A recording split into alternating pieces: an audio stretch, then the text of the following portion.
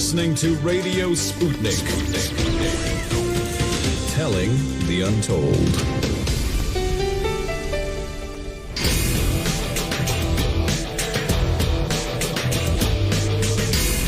Fault lines.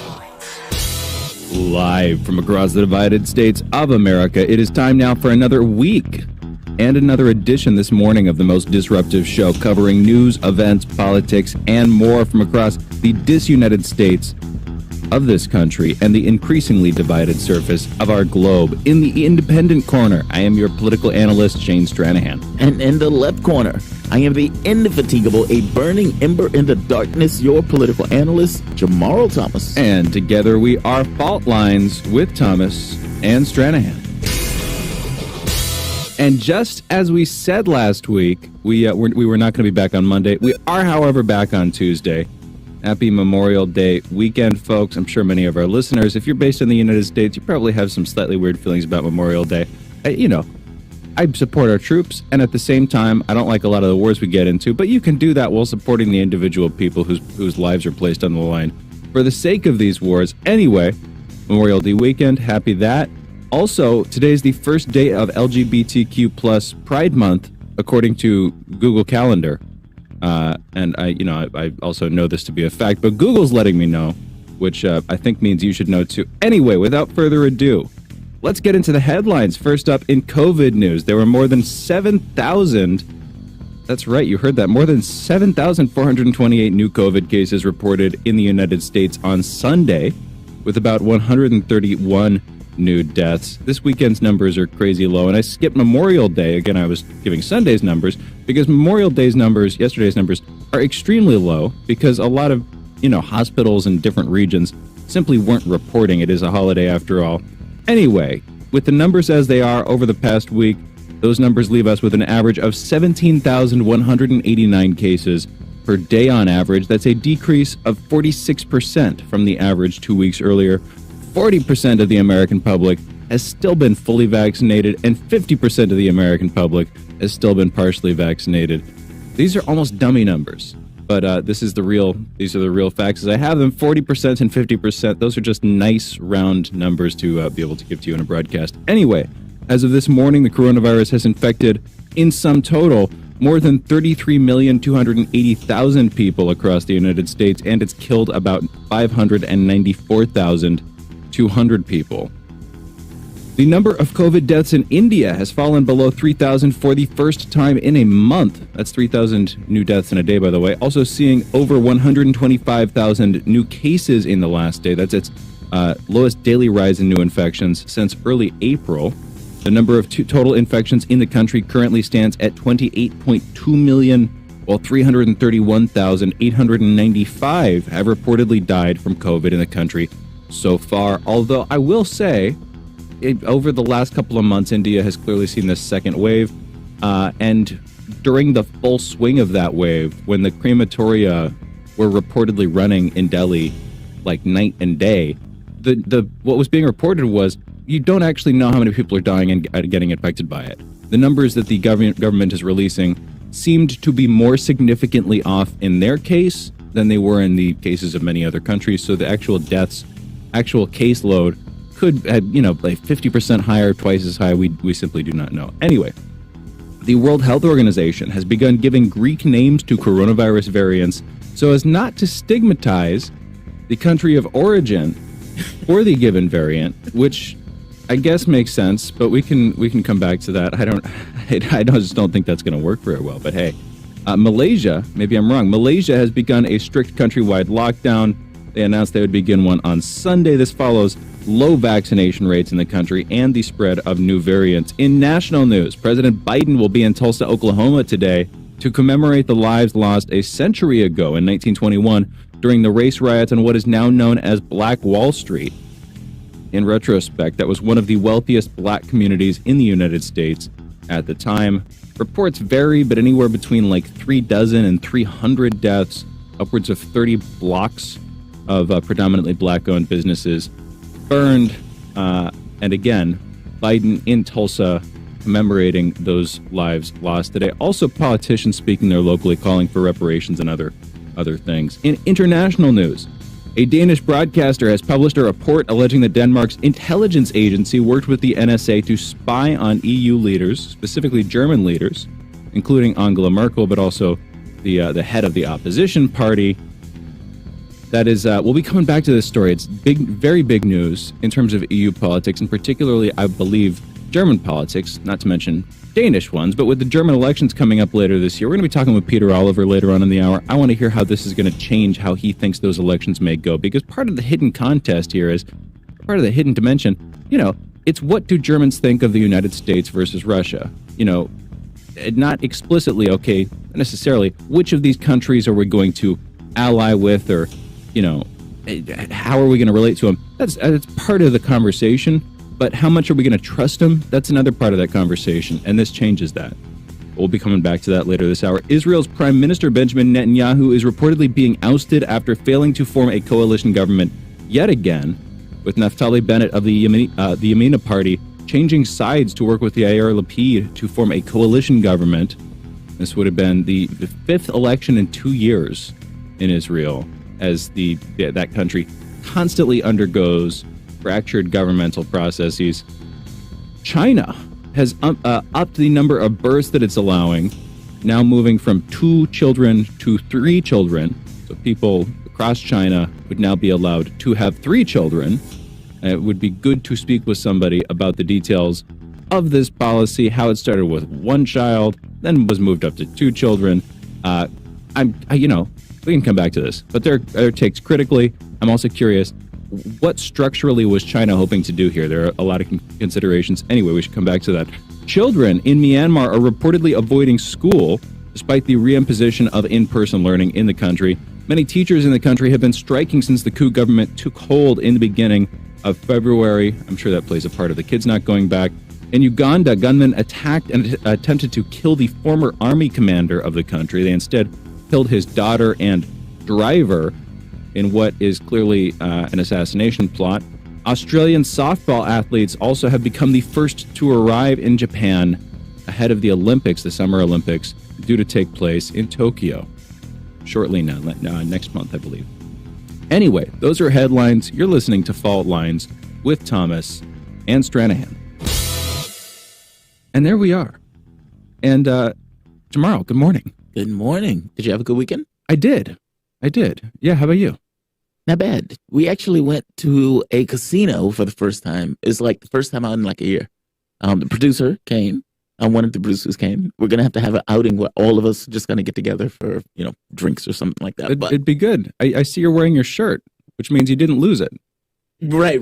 Well, I didn't look right. No, not this particular shirt, but yeah. Another one. So it was very weird. They upped the, I think it was at the MGM Grand, and they upped the amount of money per table to $50 per roll. So if you're doing craps, anything that you do requires $50. If you're playing blackjack, anything you do requires $50. That is painful. That is so painful. Because think about it for the moment. Like, by chance, you may go on a run where you go very well in the beginning. There is also just as good of a chance that you lose your shirt in the first few rows. Yeah.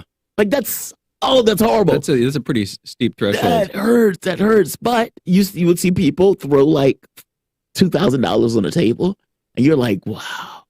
And I'm led to believe that you went with our producer, Austin, right? Yes. Austin, how'd you do? Thumbs up, thumbs down? Thumbs down. Big thumbs, 2 thumbs down. Oh, man. Well, we know somebody won here, and that was the MGM Grand. The MGM Grand, and my brother-in-law. He won $700 on one roll. He kept saying, I want to play roulette. I want to play roulette. And it was like, oh, dude, okay, whatever, man. Because, the assumption is you're going to lose at roulette. Yeah, roulette is one of those. Yeah. Anyway. And so he puts his number on 8, and 8 hits. First roll. Oh, man. $700. I think he put $20 down. Like first roll of the night? Like, did he put his bet I think on? he played blackjack, and I think he lost a bit on blackjack. He moved over to roulette. The first roll in roulette, he played black. He kept saying, always bet on black, that type of stuff. Yeah. He was like, I don't want to be like James Bond. Because if you bet on 8 in blackjack, you are going to lose. I don't see how you win. He won $700 betting $20. That's pretty awesome. So for the rest of the night, he was like, everything else is a gimme. You invited me out to this, and I didn't go. I was thinking I'd go on a bike trip. I ended up not doing that. Mainly, it's just because I didn't want to be the fifth wheel. You were going with Aisha, Austin was bringing his girlfriend. I didn't want to be the fifth person because my brother, who I would have brought with me, it's admittedly not a girl, it's my bro, but he's only 19. He can't even go. He's under the age of 21. And this is the true sadness. His name is literally Blackjack. No way. His name is literally on his birth document completely. I'm not kidding. This is not fake news. His name is Blackjack. So of all of the people, that's the guy you would want to go into a casino to play a game of blackjack. I would think they would buy him drinks on the house. Anyway, we've got news to talk about, not just our weekend. But I'm glad to hear you had a decent time. I hope you didn't still fun. Too much. Yeah. It hurt, but fun. It was still fun. It was still fun. Those things do hurt. Yeah. So I mean, a couple of big pieces of news here. Both of them international, I would say. The Denmark story. Yeah. And we'll be talking about that soon enough. Angela Merkel, the whole spying thing, an extension of the, Snowden revelations that came out, 8 years ago at this point. So long ago. Yeah. I had to refresh my memory on, because this came out once before. I mean, and it was this kind of awkward thing of, hey, America was spying on you. What are you going to do about it, Angela Merkel? Well, we're not doing it anymore, and we don't plan on doing it anytime in the future, is pretty much what we said at the time. Right. And this is covering the period that was previously disclosed. But the new bit of this is the Danes doing it and also being reminded of it. And again, going into the federal elections in Germany later this year, specifically, we're going to be hitting those with Peter Oliver, of course. But we often talk with him. The idea of a black-green ruling coalition in Germany and the Greens on the upswing. We've been talking all under the lingering promise of this year's elections coming up.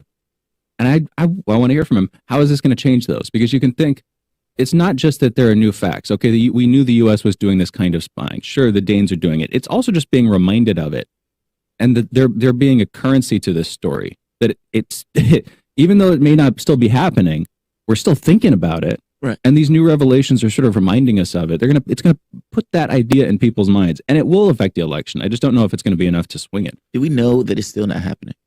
We don't. I mean, that's just it, right? I mean, what changed Yeah. in this process? And why would it have changed? I mean, there was no consequences, talking about. Nobody, was lambasted in the public square or anything. What's being alleged here is retrospective. It's all being alleged in the past, which is why I'm being cautious about my language. But even in the past, there was no consequence. Yeah. So if there was no consequence to being caught spying, we caught you. You caught us. That's right. That's right. Yeah. All right. We'll see you guys later. And then you go back to what you were doing prior. What's there to stop them from doing that currently?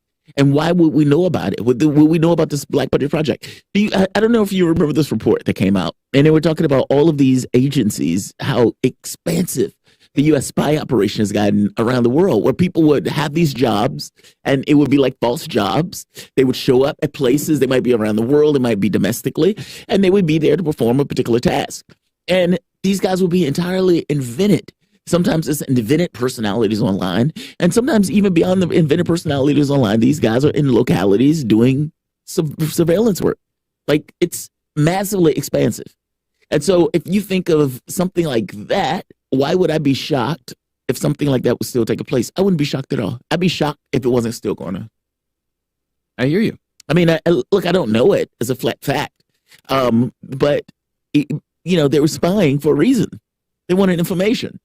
The need and want for that information hasn't gone anywhere. Still there. So regardless of, you caught us. Oh, you stupid media. Fair enough. But they're not. Why would they stop that? If that makes sense. I don't think look, I don't know that as a flat fact. But if I was an aspect of government that had the job of getting information, there would be no reason in the world why I would stop. If there was no consequence. We may have got some egg on our face, but then we just wiped it with our finger. We were like, oh, that's delicious. It tastes like cheddar. Did you make this for me? Thank you so much. I really appreciate it. It'd be handy if there were world policemen who we could turn to, the United States specifically, oh, look at what we're doing. We need some. Do you really want that? Think about what you're saying to them. Assistance from the top down. Oh, we are the world policemen. I'm sorry, I got confused there for a second. What would that mean? I've often thought about that. What would that mean? Who would be the policeman? Who watches the watchman, right? Yeah. It's that. And you get into this kind of existential thing where it's okay, if America is not the policeman, who is? And what does that mean for the things that America is doing around the world? And that stuff gets real dodgy. I mean, especially if the world policeman is an actual policeman and it's not just standing there just kind of watching that stuff in this kind of partisan way. I don't think we want that. I don't think we want that at all. So I could be wrong. Maybe we can just like hand the baton, the literal police baton, off to another country for a day or a week or something. I feel like it would be healthy. Maybe we'll discover that America as a nation has a slightly submissive bent and doesn't want to be in charge all the time. And it's like, okay, you take over. You take over. I'll just watch for a couple of You'd hours. be surprised. The country might like it. They'd be like, you know what? You go. This is comfortable. We resisted. We fought this. We didn't fought want this for this. too Like long. nobody's business. But it feels so good. But, oh gosh. Now that we're here, it feels so good. Anyway. I mean, look, we were that way at one point in World War One. We were that way in World War Two.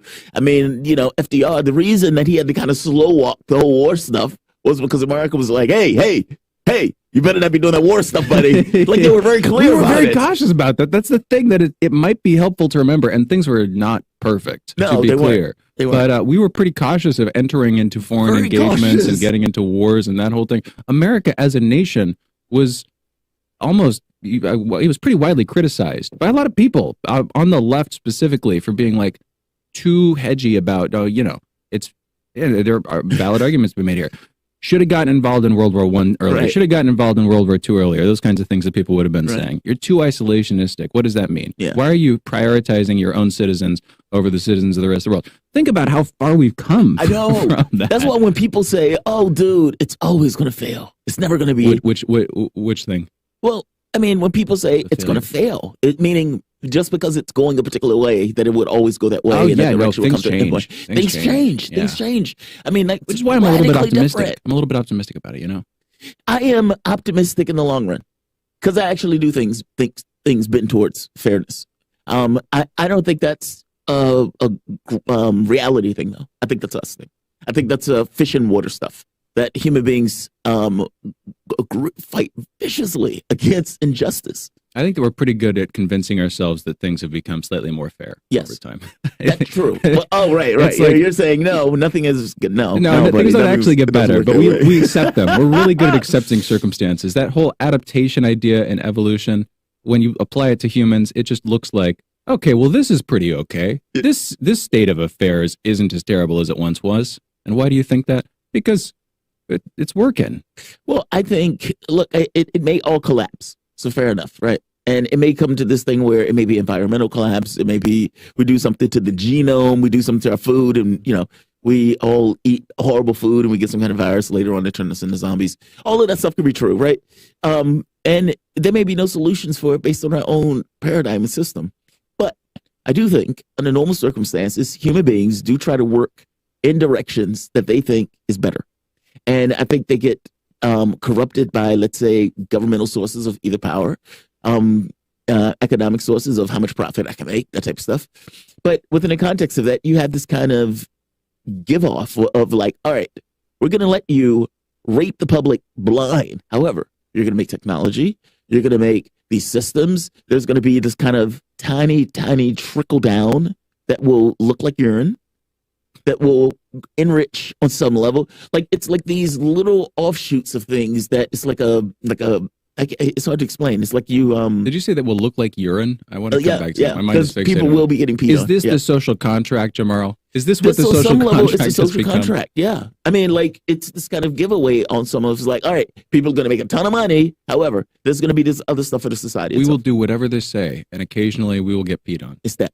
That Yeah. is, It's that. I don't know about that, man. I think you might be thinking too American. I was saying the thing about America having like a submissive bent earlier, and now you're applying that to everybody. Not everybody wants just wants to get pissed on. The world. Tomorrow. No, I'm being hyperbolic with No, the pissed I know. on stuff, So am but I. it's more so just making the point that there does seem to be this aspect of humanity that wants better. Of Pushes course. for that. Oh, yeah. And Yeah, so I hear it's you. like, even if that's not, let's say, in power, I just don't know that we're good at it. We want better, but do we get better? Are we good enough to get better? At I some don't know. point. I don't know. And I at hear some you. point, you just keep trying, right? Maybe. Or maybe we just convince ourselves that the dirty dishes in the sink are better. I wanted to live this way. It's an art piece. It's Bill's character. We used to say Bill's character. that's right. No, yeah, unfortunately not so much when you're doing it to yourself. Anyway, we need to go into a break, folks. Talking talking existential politics of humanity, I guess. You're listening to Fault Lines with Thomas and Stranahan, coming back in our soapbox segment, Jamarl's monologue, our short back and forth. You're listening to Fault Lines. Be right back on the other side of this short break. Fault Lines. What do we want? News, politics, and culture. When do we want it? Wait, we weren't finished. News, politics, and culture without the red and blue spin. Okay, so now when do you want it? Daily from noon to 2 p.m. Eastern Time. Okay, satisfied now? Never. Tune in to Political Misfits on 105.5 FM in Washington, D.C. and on 102.9 and 104.7 FM in Kansas City, Missouri. Daily for our analytical fix. No surrender.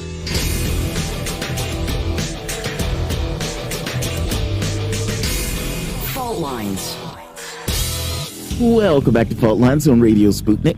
My name is Jamarl Thomas. I'm joined with my co-host Shane Stranahan, coming to you live at our station in Washington, D.C. If you guys live in the area, you can catch us on radio at 105.5 FM at 1390 AM. We're also in Kansas City at 102.9 FM and 104.7 FM. If you guys are digging what Shane and I are putting down, whatever platform you're consuming this content on, give us a like and share that audio or video. If you want to join in on the conversation, you can do so with a chat, a tweet, and of course, you can reach us by phone at 202-521-1320. That is 202-521-1320. Your engagement helps makes this show what it is, so definitely don't be shy. So something has happened in the UFO community that is not really even in the UFO community anymore, which is why I'm doing a monologue about it. I often have certain trepidation about the UFO community stuff. I, for the first time, felt welcomed in one of the virtual conferences or live streams that took place. And there was a lot of people that came over to my site because of that. And having many of the people that I've had the opportunity to interview, I do this very sheepishly. I wasn't quite sure even whether or not I should say anything. I've had Nick Pope on my show. Nick Pope is the person I'm referring to here and I'm talking about. Had him on the show.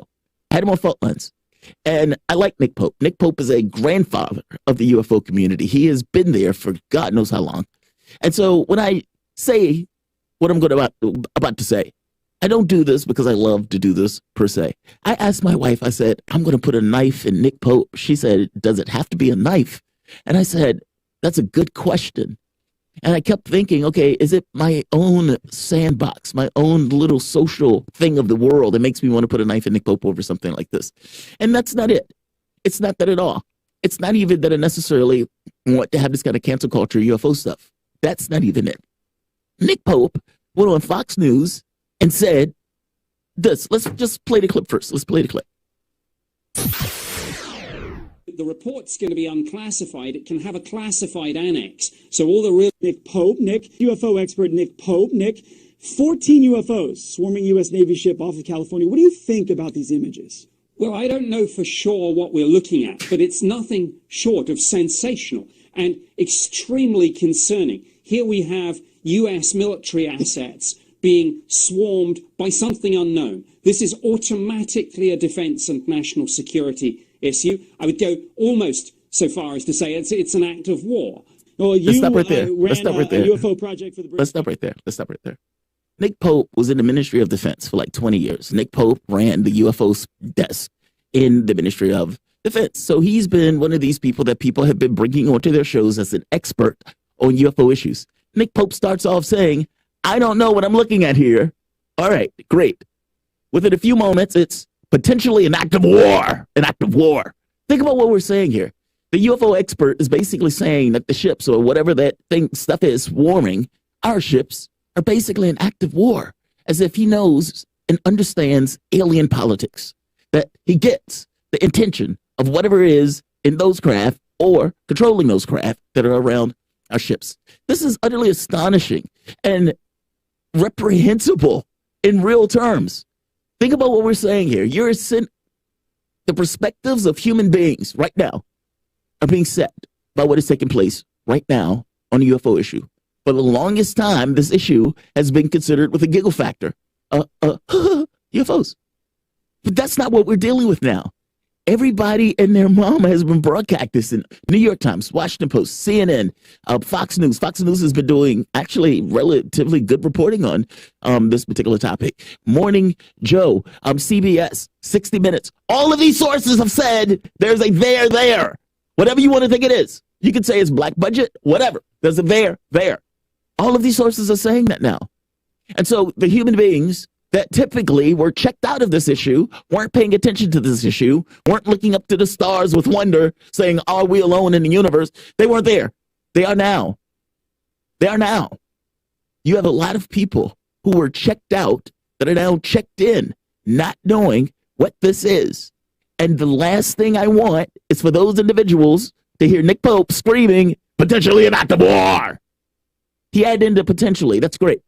But the fact that you're using the language in the first place is problematic, to put it mildly. An act of war, Nick Pope? Are you serious?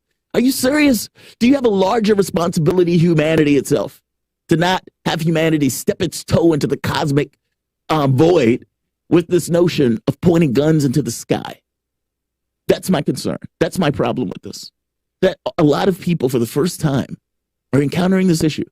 And oftentimes when the people encounter something for the very first time, that's the thing that's set in their conscious mind of sorts. It's almost like in Twilight, where the dog boy gets impressed by the baby. He's like, oh, I'm gonna protect you for life. It's that. It becomes very difficult to wedge out a point of view from a particular individual once that particular point of view is set. And so having this issue now taken seriously for the first time, what I don't want is us getting people into a militaristic mindset. And that is exactly what is taking place. And look, I don't want to put on this notion of reasoning and motivations, because that goes dark. Whether it's a governmental contract, as some people put out, I don't know if that's true, or whether it's just the incentive of media for hyperbole. Think about what I mean. Media has every incentive in the world. If it bleeds, it leads. Okay, what if it's coming from the sky to eat us? It's a cookbook to serve man. What if it's that? In which case media says, yes, this is great. This is great media. We have 5 people that we can do for the UFO thing. One guy says, hey, these things are swarming our ships, so it's very interesting. Hey, another person says we have radar data. That's very interesting. The other guy said it's potentially an act of war. Which one do you go with? You go with that guy who says potentially an act of war. I don't know his motivations. Don't know at all. I would say, boo on you, Nick Pope, whatever your motivations are. And boo on you because this has larger ramifications than just going on TV and telling people stuff. 30 years ago, it gets ignored. Nobody cares. Tabloid stuff. Today, that's not where we are. People are considering it legit. Whether it's us, meaning from some kind of black budget project stuff, or some kind of other foreign government stuff, or something from these shores. I don't want it. The UFO guy saying that UFOs declared war on America. I don't even want the language. Let's not start there.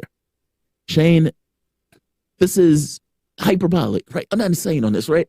Like I reacted very strongly to this, and they brought me on a show the other day to talk about it because they were like, "There's some pushback. We have some pushback on this." Like, all right, let me hear the pushback. I want to hear the pushback. Doesn't mean this is a big deal. The public is for the first time is encountering this issue. The public's point of view is being set on this issue. I don't want somebody screaming like a wild man that aliens are declaring war on America, on Earth. I have no idea which one it is. It even is.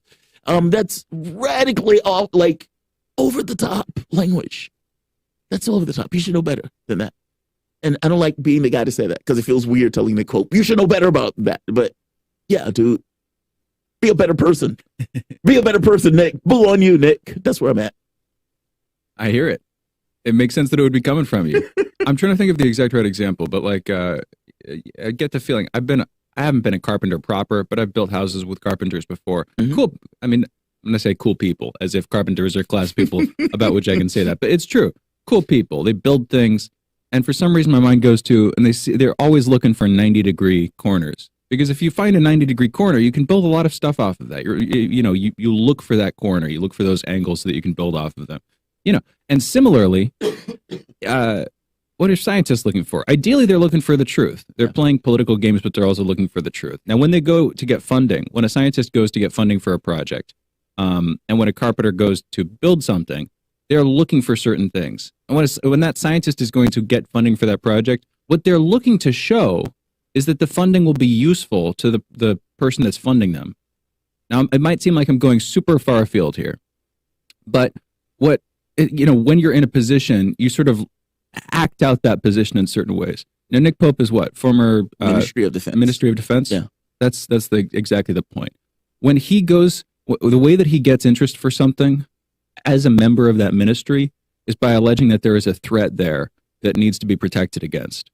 As far as I can tell, that's an organization-wide mandate, effectively. You're trying to protect against threats. You're trying to identify threats, assess their severity, right, and then respond proportionately and overwhelmingly so that you're safe against those threats, if that makes sense. Which means, in the same way that a scientist looking for funding for a project is going to say, okay, this is a very useful project, you're going to make a lot of money off of this, Nick Pope, looking at this, I can imagine, is going to say, this is a threat, this is a serious threat, we need to prepare against that threat. And you can kind of see that. That was his first line assessment when we spoke with him. Yeah. He was like, I don't know about all the rest of the stuff, but I can tell you from an military intelligence standpoint, this is an unknown threat.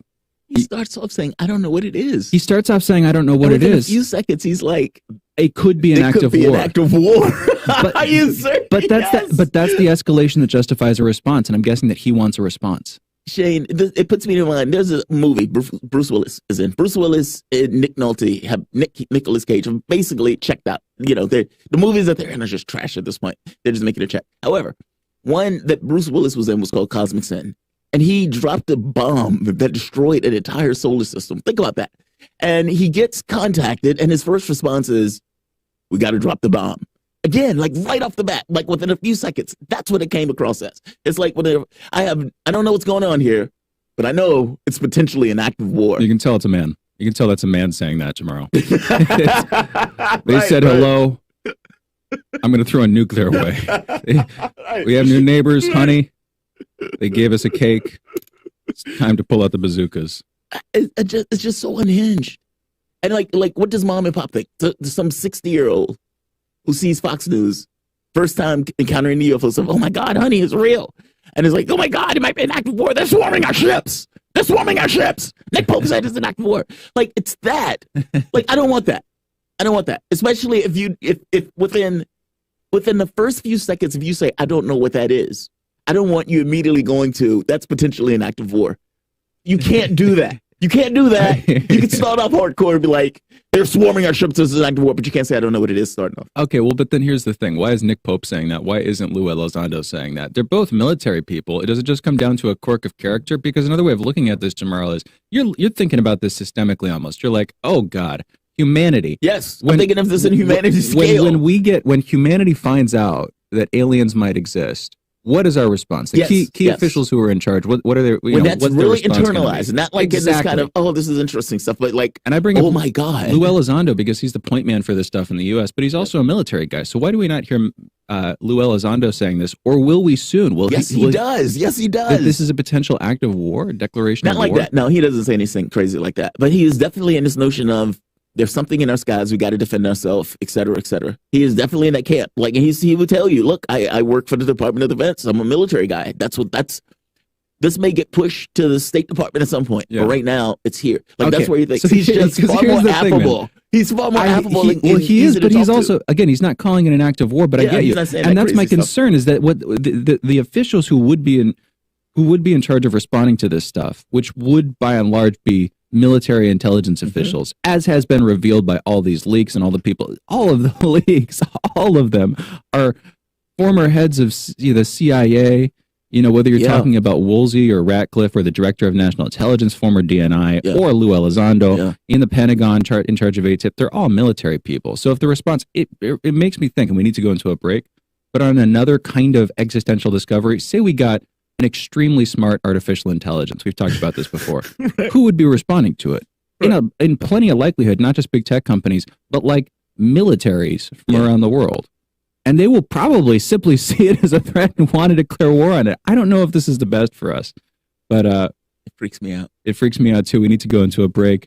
You guys are listening to Fault Lines with Thomas and Stranahan, coming back with Peter Oliver talking about this spying scandal involving the United States, the NSA, and Danish intelligence on European Union officials, specifically Angela Merkel, Chancellor of Germany, other German officials. We'll be talking about what this is doing to the German elections, in German politics, how it's being received across the continent in the EU. You're listening to Fault Lines with Thomas and Stranahan. Be back with Peter on the other side of this short break.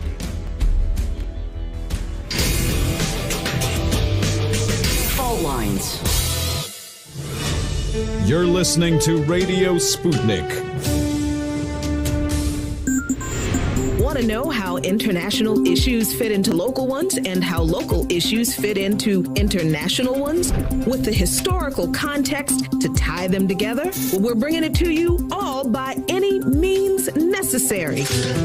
Tune in weekdays from 2 to 4 p.m. Eastern Standard Time to hear me, Jackie Lukman, alongside my co-host Sean Blackman. By any means necessary, your guide to connecting the social, political, and economic movements shaping the world around us.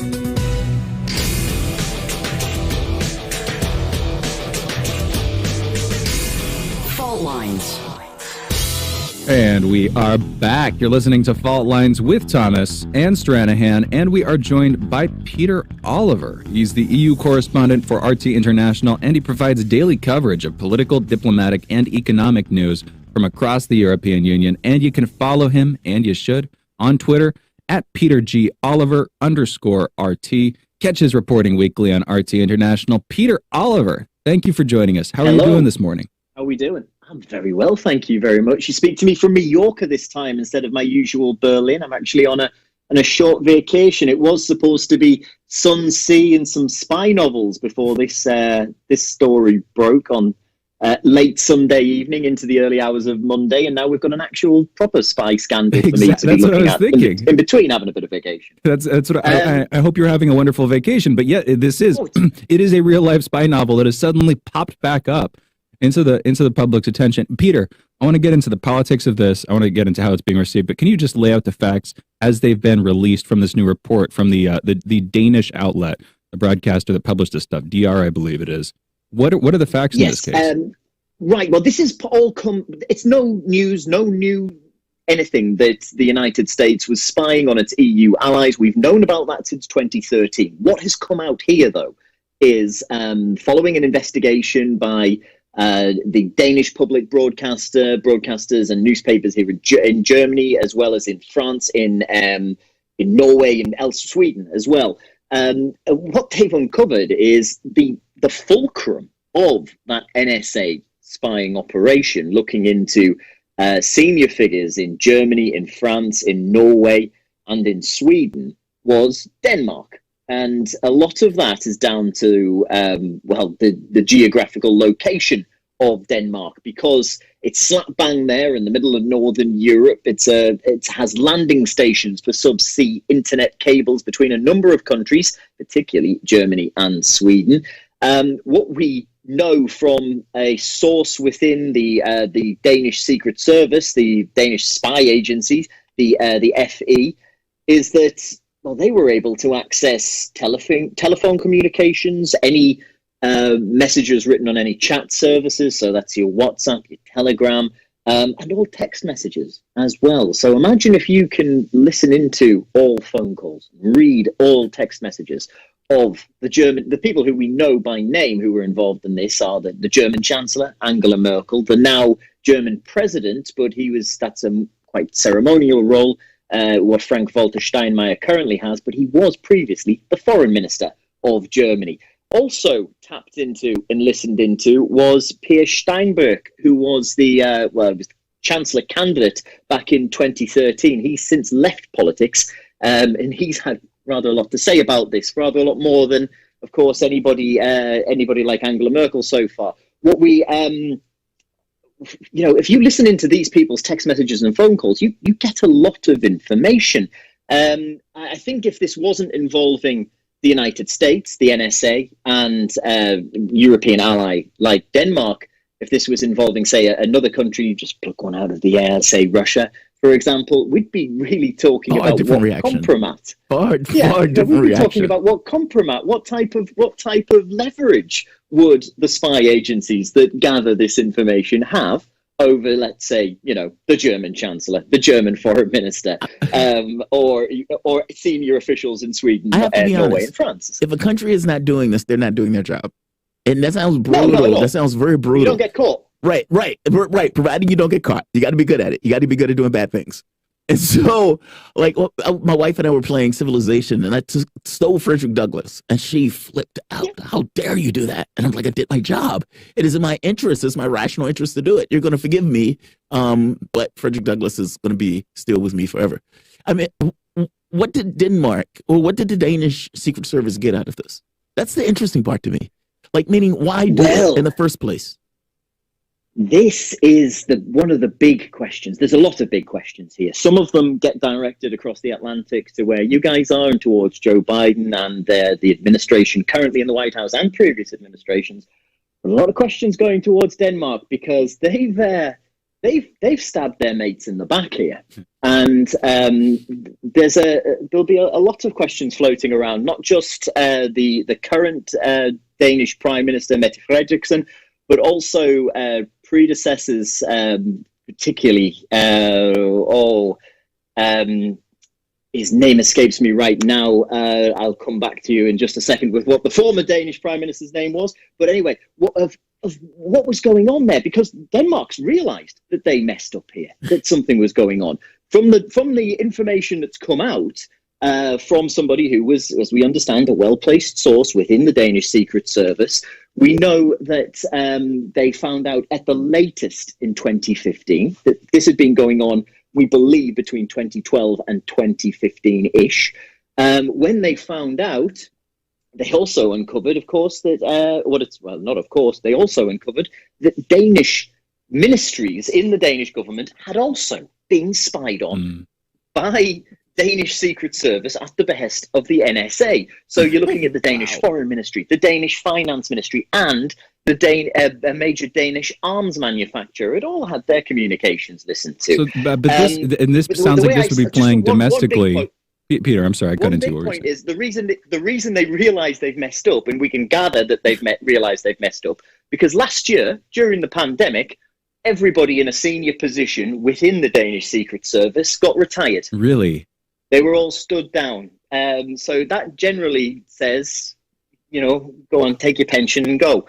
So they realize that something's not gone right. There will be a lot of questions flying backwards and forwards. Now, I bring you back to just how quiet it's been. We've heard from Emmanuel Macron and Angela Merkel, the French president and German chancellor, saying that, well, if this turns out to be true, it's unacceptable between allies. We will be looking for questions.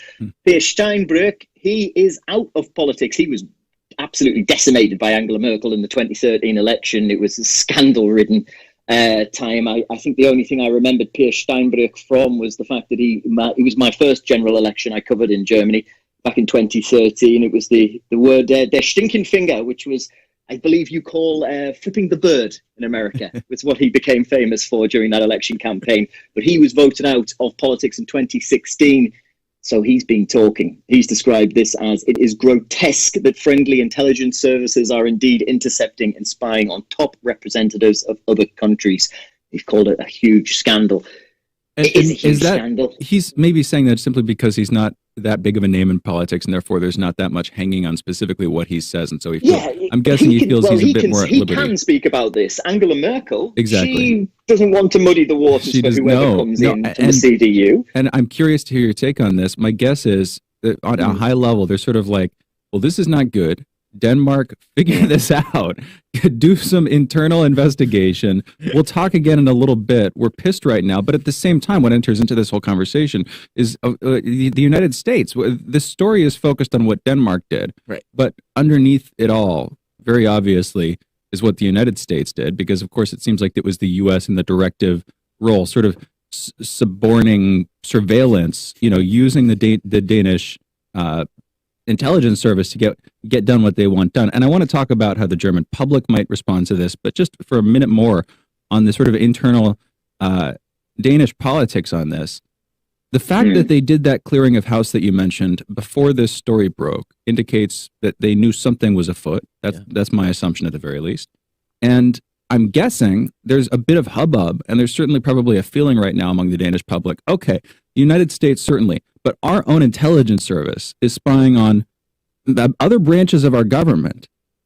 Is the FE, which again, the Danish intelligence, are they too strong? You know, in the United States, we think of the CIA as like, okay, this is the predominant international intelligence organization. The Danish intelligence does not enter into the top 30 Right. on our list. But I'm guessing locally in Danish politics right now, they're kind of on edge about what their intelligence service did. Are we going to see any kind of Danish equivalence of a church committee or anything even approaching that on the other side of this? What's the mood from what you can tell, Peter?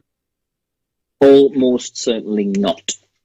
What we will see is Mette Frederiksen being able to say, look, I wasn't in charge when this happened. She only took over power in 2019. She would say, look, I was able to make, we made the changes that we deemed necessary. We admit we did something wrong, but we admit we did something wrong, but we're not actually going to admit that we did anything wrong. But look, we aren't going to do what we aren't going to admit that we didn't do wrong again. We promise. Behind the scenes, you're going to see probably a lot more questions for Denmark, particularly when it comes to the next EU Council summit meeting or the next foreign ministers meeting. Because, as I said, there is a hint of being stabbing your best mates in the back here and siding with the United States over some of the closest partners and people who you're part of that EU family with. We understand that when all of the information came out to the current Danish government, that they didn't share that with Berlin, with Paris, with Stockholm. They didn't share this with when they realized that something may have gone wrong. They cleaned house quietly themselves, and it's only when somebody's come forward from within the Danish security services that that we found out about it, and we found out that they cleaned house in the way that they did. There's It's difficult to say that people have been unhappy elsewhere with this. I think considering that the scandal isn't new, we knew that the NSA were listening into particularly Angela Merkel's phone. We knew that there was a major US spying operation that was revealed all from Edward Snowden from his leaks back in 2013. I think what a lot of people are looking forward to now is Joe Biden arriving in Europe in a couple of weeks' time and seeing how that is discussed when he comes here for his first visits as president. But of course, he was vice president when all of this happened. And according to Edward Snowden, sending out tweets on the 30th of May, just a couple of days ago, saying Biden's well prepared to answer for this. He was a significant player in it. Involved. Yeah. So he's saying he reckons that the current president was very much involved in coercing nations, it would seem like Denmark, to spy on their close partners within the EU. See, to me, this sounds like a rational act. Like, that's all. Like, I get that countries frown upon this. Like, and if you catch me, okay, you can, rap me on the knuckles for doing it. But isn't this on some level expected? I mean, clearly, if Denmark, little tiny, Denmark, happiest country on the earth, apparently, if they even have a spy organization that is strong enough to do that, I would imagine that other countries also have spy organizations.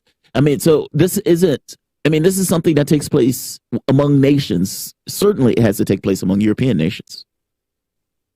Spy organization's going to spy. And every single one of those 27, as I understand it, I think off the top of my head and without actually checking this, flying without a safety net here, Luxembourg, I believe, don't.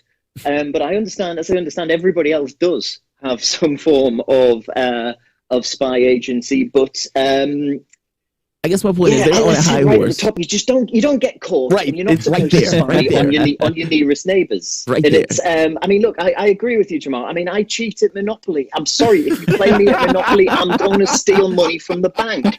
It's there. I'm going to do it. But when I get caught, I go, I'm really sorry, I won't do it again. But I'm lying. I will do it again. And these spy agencies are in exactly the same way. it's embarrassing for them. It's embarrassing for the nation of Denmark right now. It should be embarrassing for the NSA, but I think they've already been through this embarrassment. I doubt that there will be a lot to come of this, apart from, I mean, certainly I'll be in Geneva in a couple of weeks for when Joe Biden meets with Vladimir Putin. As will I. Yes. I understand. Yes, we'll have to meet face to face. Some kind of paradox thing will happen instead of over a Skype call. I would imagine these type of things get raised because, yes, you're right. This is the standard day-to-day life of a spy agency, doing spying. That's what they do. But as we keep saying, you're not supposed to get caught. They have been caught with their hand in the till. It's how they can style it out. And I can tell you certainly from the German media at the moment, they're not really... They went initially on the clutching of pearls. How dare they do this? Those Danes... Told you we can't trust them. Do you think almost? Haven't forgiven them for the Vikings, and then it's. I'm going down a slippery slope there, of course. I'm offended, Peter. I'm sorry. Right? As somebody with Norwegian heritage, I have Norwegian blood. I'm 1/16 Norwegian, and I'm going to sue for a hate crime there, Peter. I'm sorry. We're in America. Anyway, Jamarl. Well, Peter, I was trying to see whether or not you think anything is going to become of this regarding some kind of treaty or some kind of. All right, let's come to a deal in regards to what's fair in our transfer of data or our transfer of information between countries, or just yes. This is where it could get interesting. I would expect this is the type of thing that the European Parliament absolutely loves. This type of event, what you're talking about there, this type of trade, not a trade deal, this type of agreement between nations, because there's a lot of things integrated in Europe, be it our freedom of movement to move freely between any of the 27 member states, all of the internet communications, the telecommunications, and Denmark has abused that great thing in this sense. So there may well be something tabled in the European Parliament saying we need more. Oh, and they always love a bit of oversight. They'll be looking for perhaps some way that they can, perhaps a country cannot just dip into everybody's phone calls without them knowing. And Peter, I don't want to drag Denmark even further through the ditch here, but if we had to psychoanalyze them for a minute, yes, like the sort of jealous rivalry or something like this, where they cannot. If you were to pit Denmark against Germany, Germany clearly is far and away the economic powerhouse in that duo. But Denmark, a couple of other connections here, one big one, Nord Stream 2, that's passing through Danish waters, been in the talks and, of course, in the process for years now. What leverage does Denmark have in their relationship with Germany? Clearly, they're not playing the level of hardball where they're going to use that leverage. But if there were words said on the back end from the U.S. to the Danish government, what would they try to use to coerce or cajole Denmark into doing what they wanted? Is it simple, favors, or do you think that there's another element to this, either relating to Nord Stream 2 or other economic arrangements that we might want very unlikely in that sense. I mean, Nord Stream 2 will be out of Danish waters very soon. It's almost all of the pipe that needs to be laid in Denmark's territorial waters has been laid. They're finishing that up pretty.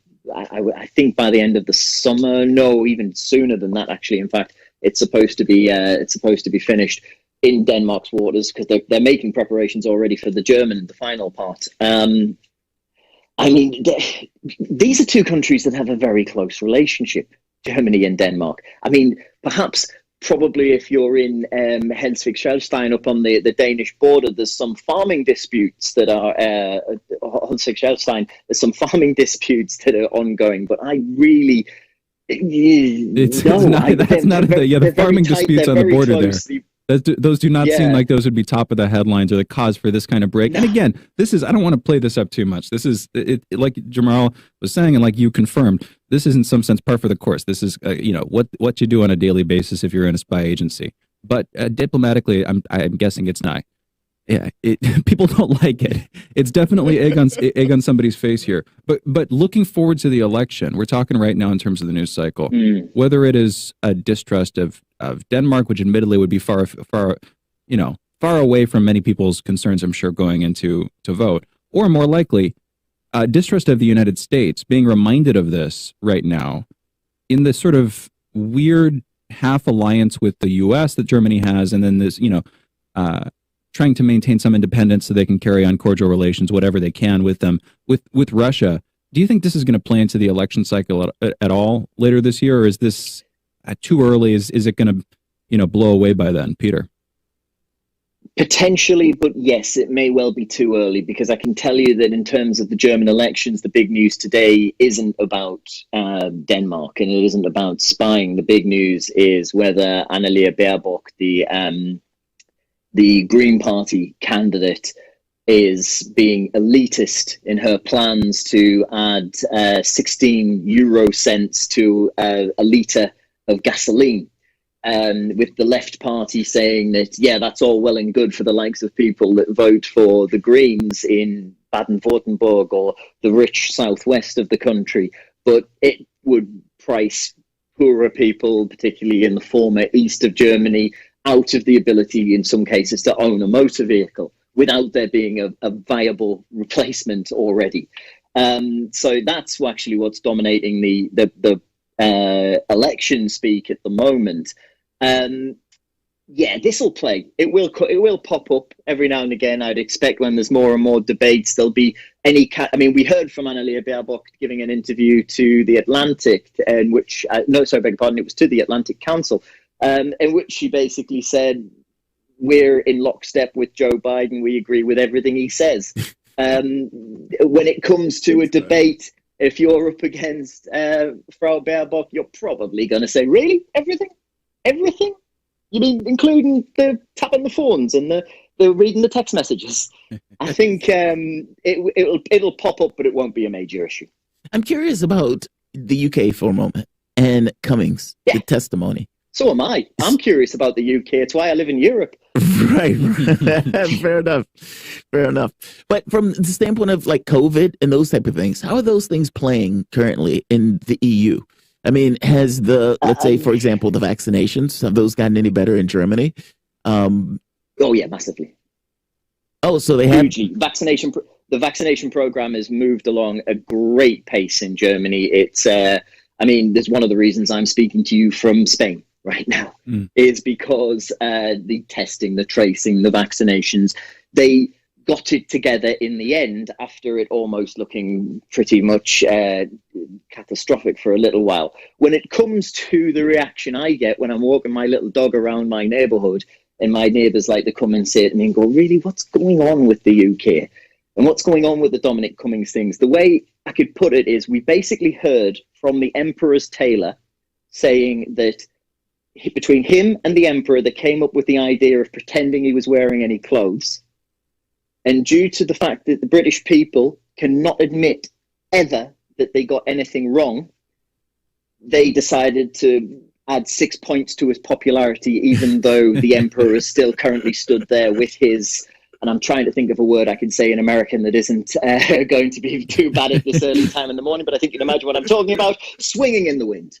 And yeah, it's very, very bizarre situation. Doesn't seem, no matter what the Conservative Party, and particularly Boris Johnson, or Matt Hancock for that matter, the health secretary, who seems to have got himself, well, as I say, I mean, I've got some really nice friends, but I wish I was friends with Matt Hancock. I could have gotten myself a PPE contract.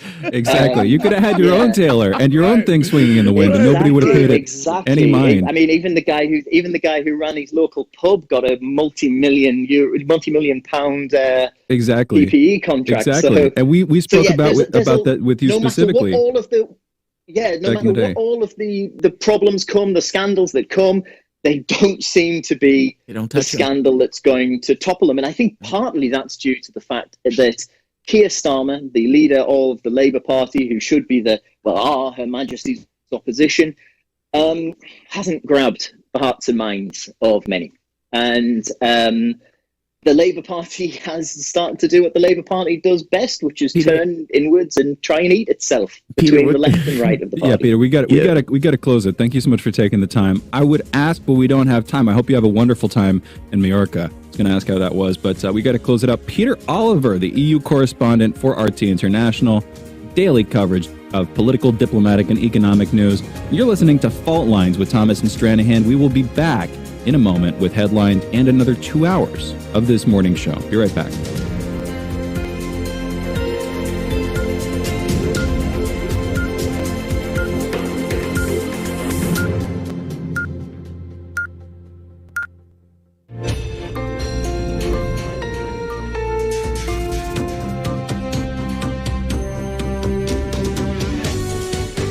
Listening to Radio Sputnik. Telling the untold.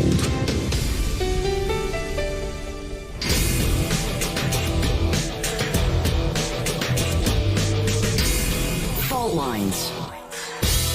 Live from the divided states of America, precipitously perched at the edge of this resilient and exploited globe. Welcome to your context lens for the American perspective. In the left corner, I am your ever-vigilant, your indefatigable political analyst, Jamarl Thomas. And in the independent corner, I am your political analyst, Shane Stranahan. That means you are listening to Fault Lines with Thomas and Stranahan. Let's get to some headlines. In the news, more than 7,428 new COVID cases were reported in the United States Sunday, with about 131 new deaths, skipping Memorial Day because many numbers weren't reported. Over the past week, there's been an average of 17,189 cases per day, a decrease of 46% from the average 2 weeks earlier. 40% of the American public has been fully vaccinated, and 50% of residents have received at least one dose.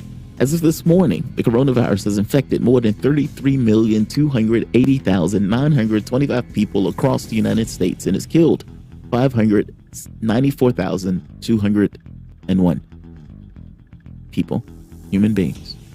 Very specific number. The number of COVID deaths in 201. Is it true? The last 201. I don't think it is exact. Yeah. No, anyway, it's very exact. Go for it. That's all.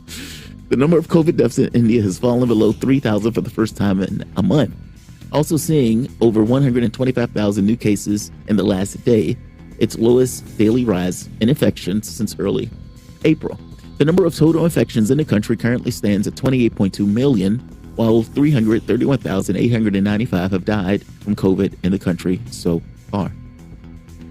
The World Health Organization has begun giving Greek names to coronavirus variants so as not to stigmatize the country of origin for the given variant. Wow, sounds funny. Malaysia has a strict countrywide lockdown following low vaccination rates and new variants. President Biden will be in Tulsa, Oklahoma today to commemorate the lives lost a century ago in the 1921 during the race riots on what is known as Black Wall Street, one of the wealthiest black communities in the United States at the time. Basically, the Tulsa race massacre. A Danish broadcaster has published a report alleging that Denmark's intelligence agencies worked with the NSA to spy on EU leaders, specifically German leaders, including Angela Merkel. We just had a conversation with Peter Oliver. Peter Oliver, thank you. We EU just had a conversation with Peter Oliver. Yes. Good guy. Yes, he is. Very affable. Easy to talk to. Israel's Prime Minister Benjamin Netanyahu is reportedly being ousted after failing to form a coalition government yet again with Naftali Bennett of the Yamina Party, changing sides to work with Yair Lapid to form a coalition government. Shocking. But we got to get back to that one. China is now allowing. Okay, let's go to the next one. Children are reportedly avoiding school in Myanmar. Reportedly, reimposition of in-person learning. Many teachers in the country have been striking since the coup government took hold in the beginning of February.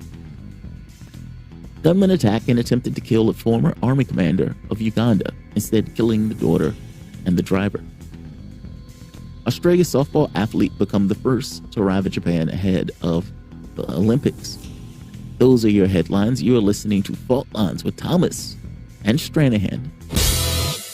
Netanyahu. Let's talk Netanyahu for the moment. So that man has the political instincts of I don't know what they call it. It's like a game master, like a genius or something, where he has had the ability of staying in power and out of prison, I may add, for God knows how many years. Even in the context of this war, I would imagine there's something in his head that thought to himself, this is a wag the dog. That, yes, Hamas may be running out there screaming that it won, but I, Netanyahu, am still out of a jail cell and I'm still in power. And so I don't know what he thought was going to take place going forward after this kind of conflict with Hamas, but it didn't do what maybe he thought it was going to do in the very end of it, which was save his bacon. He is being ousted. And once he is ousted from power, the question becomes what happens to Netanyahu? Is Netanyahu going to be fitted for jail? So that's the most interesting thing in the world with this story. Because it's not like you're being ousted. Okay, but he's being ousted, but what does that mean in regards to other things? Is it you're being ousted and you are presented with immunity from prosecution? I don't think it's that. You're being ousted and you are fair game from here on out. Considering, thank you for your time as prime minister. Thank you for protecting us. Yes, all that's good. Is Netanyahu going to be fitted for a prison suit? That's going to be shocking. I kind of doubt it. You don't think so? I don't think so. No, why not?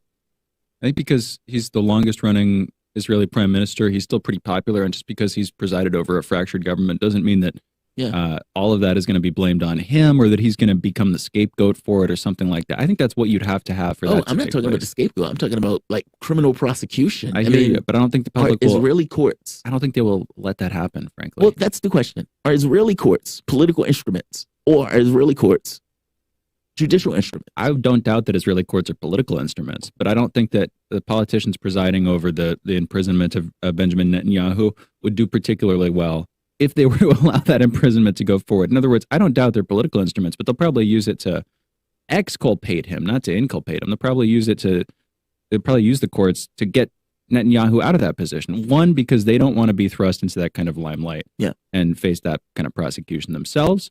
And, two, because Netanyahu still has plenty of friends and is a powerful force.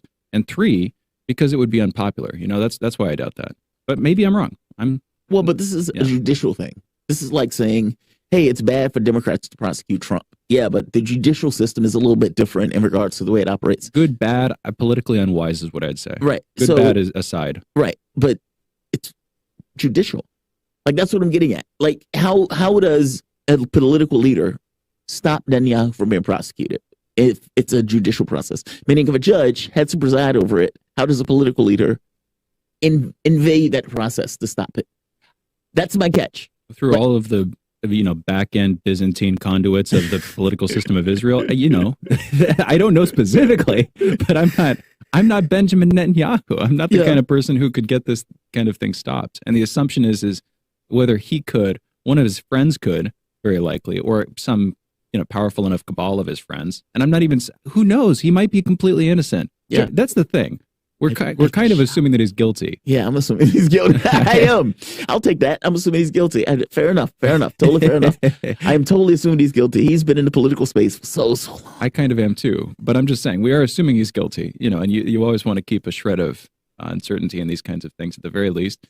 But regardless, if it's a politicized process, then it's a politicized process, and the same leverage of power that would want to drag him through the mud and bury him in the ground, some of those levers might be used to lift him up and free him of any suspicion of guilt. We'll see. I mean, look, I would imagine he is in this mind space of, okay, what's my next move?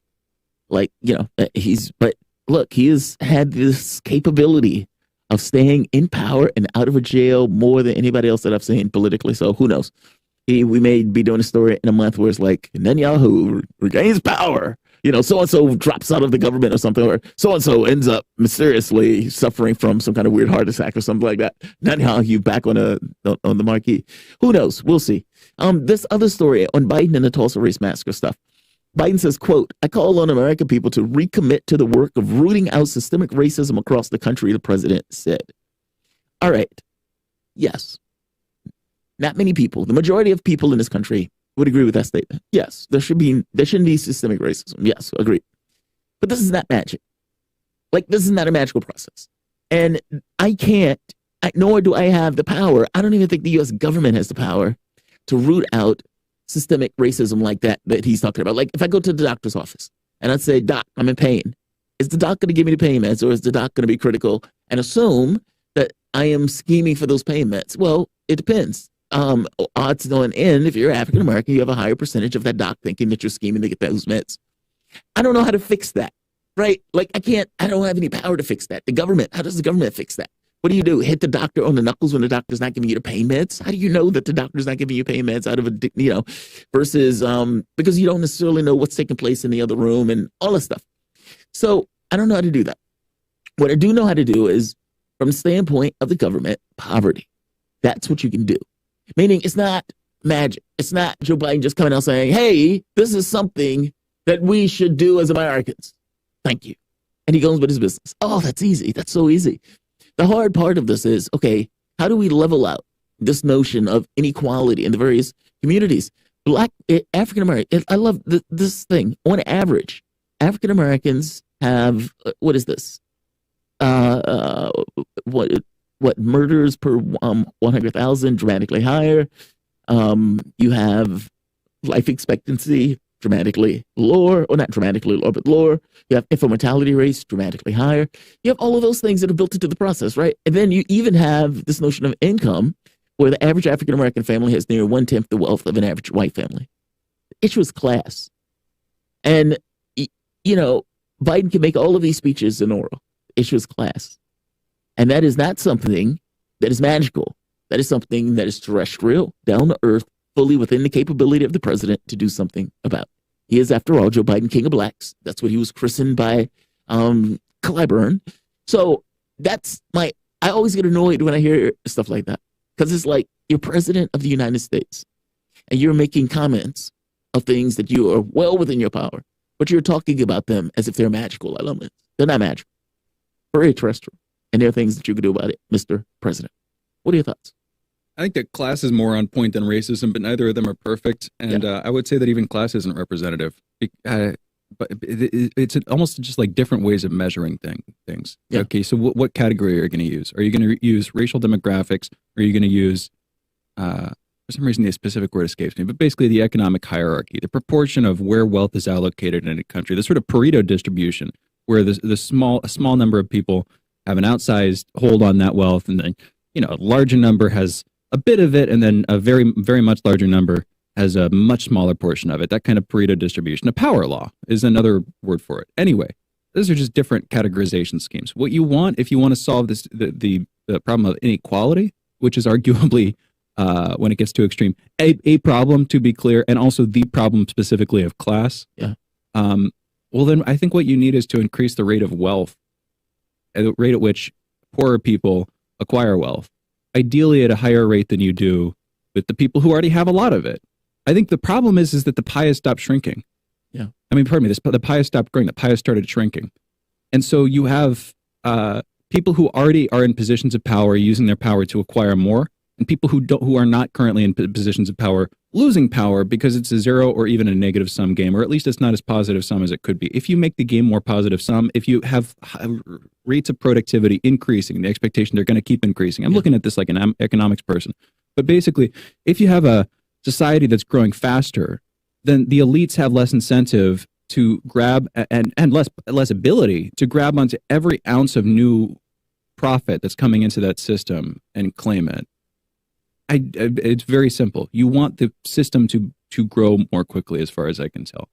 Now, that's not to say that growth has to be or could be infinite. I'm not arguing that much stronger case. Yeah. But at least in the short term, what you want is, if you want inequality to decrease, in other words, if you want the class system to sort of resolve itself more, if you want there to be less of a harsh disparity between the rich and the poor in this country, if you want inequality to drop, I'm sorry I'm being too wonky about this or whatever, the way that you do that, as far as I can tell, is not simply through redistribution, which just makes people angry at each other, although you can have a part of that. Yeah. You want the pie to be growing so that you can hand out larger and larger pieces to the people who need it, and so that the people who are currently in power aren't afraid that they're going to lose it at the drop of a hat or whatever. That's the thing.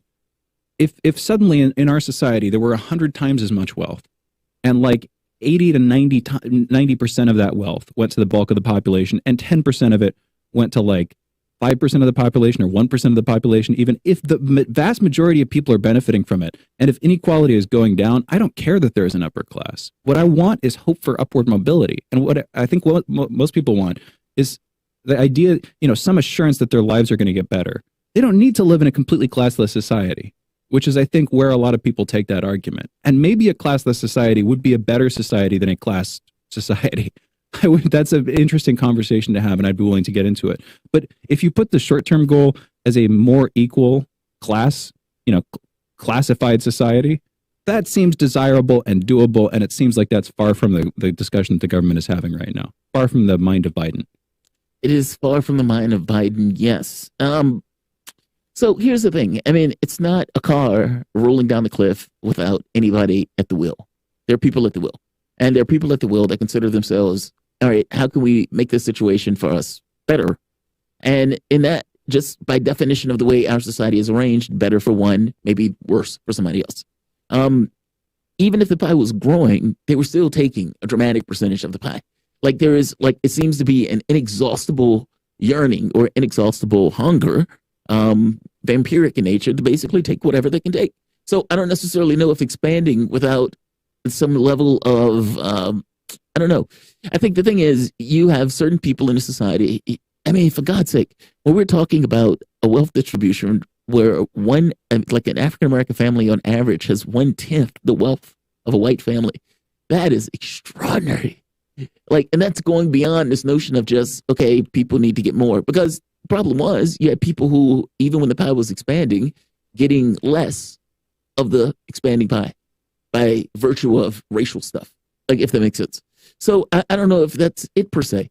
And you're still stuck with this notion of the outward effects of the scenario now. I think it's far easier to make an argument for redistribution when the pie is expanding. Yes. And I think that what we've gotten into the habit of doing is convincing ourselves that the pie is expanding when we're actually adding a steady supply of sawdust, either through quantitative easing or through simply the massive overvaluation of tech companies, which, while they should be valuable, probably shouldn't be as valuable as they are.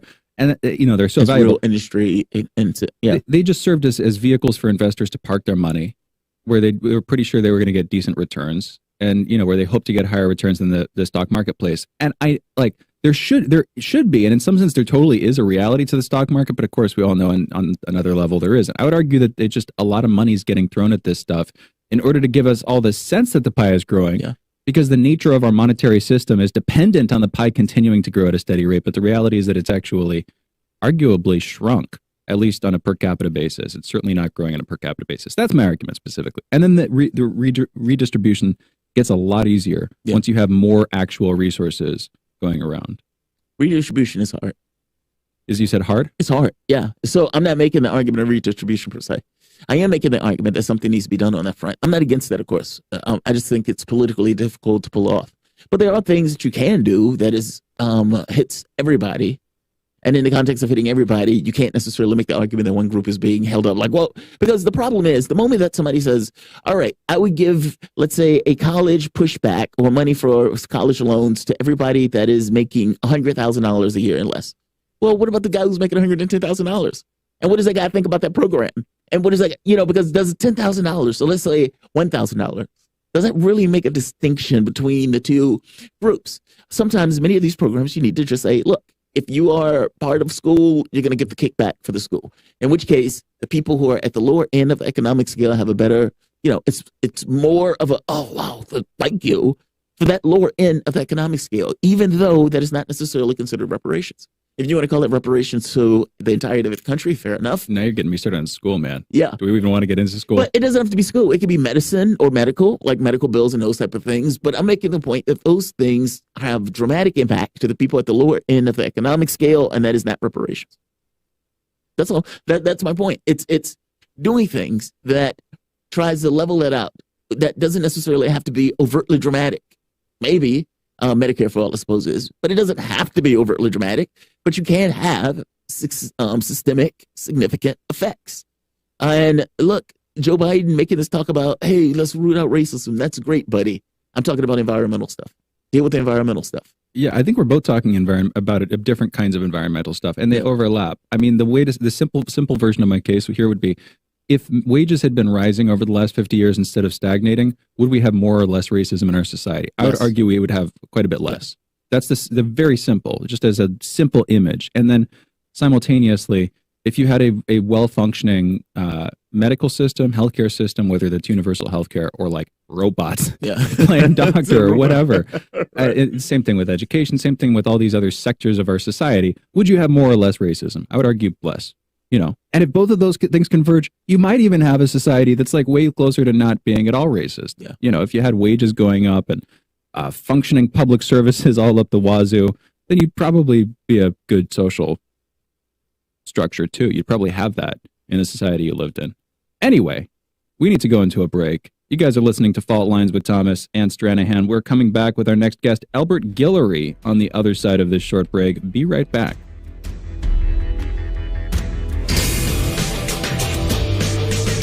Lines. Want to talk? Get in touch with us at radio@sputniknews.com. Feeling kind of blue, but maybe also kind of red, and kind of purple, and kind of alone? You've got a friend on Radio Sputnik. Tune into Political Misfits from 12 to 2 Eastern Time, Monday through Friday, for news, politics, and culture without the two-party bias. Catch us daily on 105.5 in Washington, D.C., or 102.9 or 104.7 in Kansas City. Or find us on Twitter, Facebook, YouTube, Spotify, or wherever you get your news.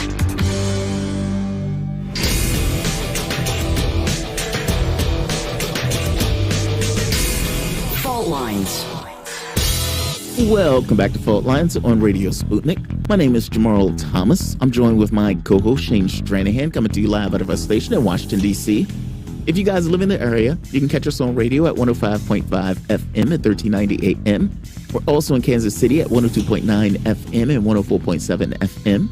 If you guys are digging what Shane and I are putting down, whatever platform you're consuming this content on, give us a like and share that audio or video.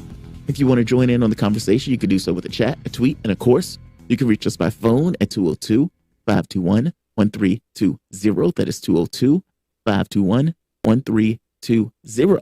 Your engagement helps make this show what it is, so definitely don't be shy. 1 year after George Floyd. Now, I'm fascinated by this. I'm fascinated by this on a few counts. One, we're talking about George Floyd, somebody who was basically murdered by a cop. And we're talking about interracial relations within the context of somebody that was basically murdered by a cop. I find that strange in and of itself. And nevertheless, here we are, as things change. Now, you've had all sorts of retrospectives, I think one by the New York Times. I think you've even had one by the Washington Post. But looking back or looking over the data of this stuff about how people's attitudes have changed, people have basically, especially from the standpoint of Republicans, gone back to where they were prior, if not regressed on this notion of racial politics. And like I pointed out a little bit ago, when you get into birth, the fetal birth rates, when you get into length of life, or for that matter, income, the average wealth for African Americans being a tenth of that for an average white family. Well, those things are environmental, and those things are that physical matter reality effects that ripple throughout our society. So the question, 1 year after Floyd, have things changed? Are people going to still scream, defund the police? And if not, where do we go from here? To have a conversation about this, we're joined with with Albert Guillory. He's a former member of both the Louisiana State and House of Representatives. Albert, welcome to the show, man. Thank you for joining us. Good morning. It's always good to talk with you. Absolutely. So I want to start there. If not defund the police, that people were screaming. And like I said, I had so many qualms with that. Because to me, the issue was poverty. The issue was, okay, you need to deal with this aspect of your environment and your society. And if you do that, what if that, 30%, 40% of crime being wiped off the table, it's dealing with something that you have power over as opposed to something that you don't necessarily have power over. So from that, I was looking at it from that standpoint. They went with defund the police. Okay, great. Now what? What happens going forward? And for that matter, what do you think needs to happen? I mean, you were part of the civil rights movement when it was taking place. And so I would imagine you have somewhat of a position on this. What's your take? How do you how do you view this? Let's say let's just start as a basic open framework for you to discuss. The whole defund the police thing is working.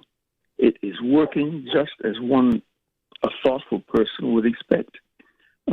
If you look at the crime rate in Atlanta or in Portland, in Atlanta, murders up 60% almost. Yeah, but that's not just Atlanta. That's all over. That's everywhere. Yes. That's, I mean, even whether they were protests or not, that number goes up or went up. Yes, but it has gone up far more dramatically in those Democrat-run major cities where people have attempted to modify, to eliminate law enforcement, where they have limited law enforcement, crime has skyrocketed. Portland, perfect example. Portland's crime has far outstripped other places, other major cities. Yes, true, crime has gone up everywhere, but in those places where the police have been limited or they've attempted to eliminate law enforcement, eliminate bail, those kinds of things, that's where crime has risen most dramatically. But is it possible those are just big cities? Like, I don't get me wrong. I understand your point. You're trying to say that, hey, the defund the police thing has worked to defund the police, and as a result, crime has gone up. But at the exact same time, you had COVID that took place with 600,000 people that died. Everybody is under lockdown. And you get this kind of weird dynamic in effect that started before, meaning that murder turn started before the protests. So I understand your point. But I guess I'm making the point that you can't necessarily make a one-to-one since you had COVID going on at the exact same time. Well, Portland's a big city, but it's about as big as Washington, D.C. if you're just looking at the Washington, D.C., the city alone, and it's smaller than plenty of other big cities. And Portland, what you had there very clearly last summer was the ongoing, like, 3+ month-long occupation of quite a bit of areas of downtown Portland, where I don't believe that you had I don't believe that you had, like, a permanent occupied zone like you had with the Chaz, for instance, over in Seattle. But you had these constant ongoing protests, which it makes sense to me those would drive an increase in crime, and particularly in the case of Portland, where you had the mayor who was repeatedly trying in a weird spot, stuck between his constituency on the one side and Donald Trump on the other, where Donald Trump, where you remember, was wanting to send more troops in, was wanting to send people over to Portland, and Mayor Ted, I'm forgetting his last name, of Portland, didn't want to receive them, wasn't willing to take them. There was this big sort of public pushback between him, and this was obviously going on last summer with several mayors, including those of Seattle and Portland and others who were constantly trying to push back. But here's the thing, Albert, Jamarl and I still need to read. There's this one paper that was released earlier this year that we kind of keep going back and forth over. We had a conversation about it a while back with Kim Iverson. What that paper showed is basically what you said. This is before COVID started. But basically, in these cities where there were long-standing ongoing protests from 2014 until 2019 against police, or at least part of the Black Lives Matter movement, pushing back against the perception of unjustified police brutality, particularly against people of color, black people, in those cities, you saw police homicides, the rate of police killing random people, go down. But you also saw the rate of crime homicides, criminal homicides, go way, way up, something like 20-1, where the number of lives you saved on police, you actually lost on more crime being committed in these cities. Now, that was before COVID hit, which in my mind definitely gives weight to your side of the argument. But that is without, as far as I can tell, in a lot of these cities, there were some regulation changes, but mostly, as far as I can tell, that was police. That was the police choosing to respond differently to crime, either because they were afraid that they were going to be, drug out at some point in front of put on trial for this kind of thing, like they saw not with Derek Chauvin, but the sense that they got that they would be made an example of, I guess, that could keep police from doing it potentially. My point is, police were responding this way. This wasn't any intentional, successful attempt to change the law in these municipalities. What do you think about that, Albert? The idea that police themselves are either responding or failing to respond because they're afraid of how the public is going to treat them in these cases. Do you think that's a larger part of it, or do you think it is the legislative changes that have made a difference here? I think it's the climate. The legislative changes have resulted from the climate, the administrative changes. And even where there have been no legislative changes, the chiefs and the chiefs have sat with their unions, the police unions, and said, look, guys, we got to do this. We can't do that. We've got to stop enforcing the law over here. Be much less aggressive enforcing the law.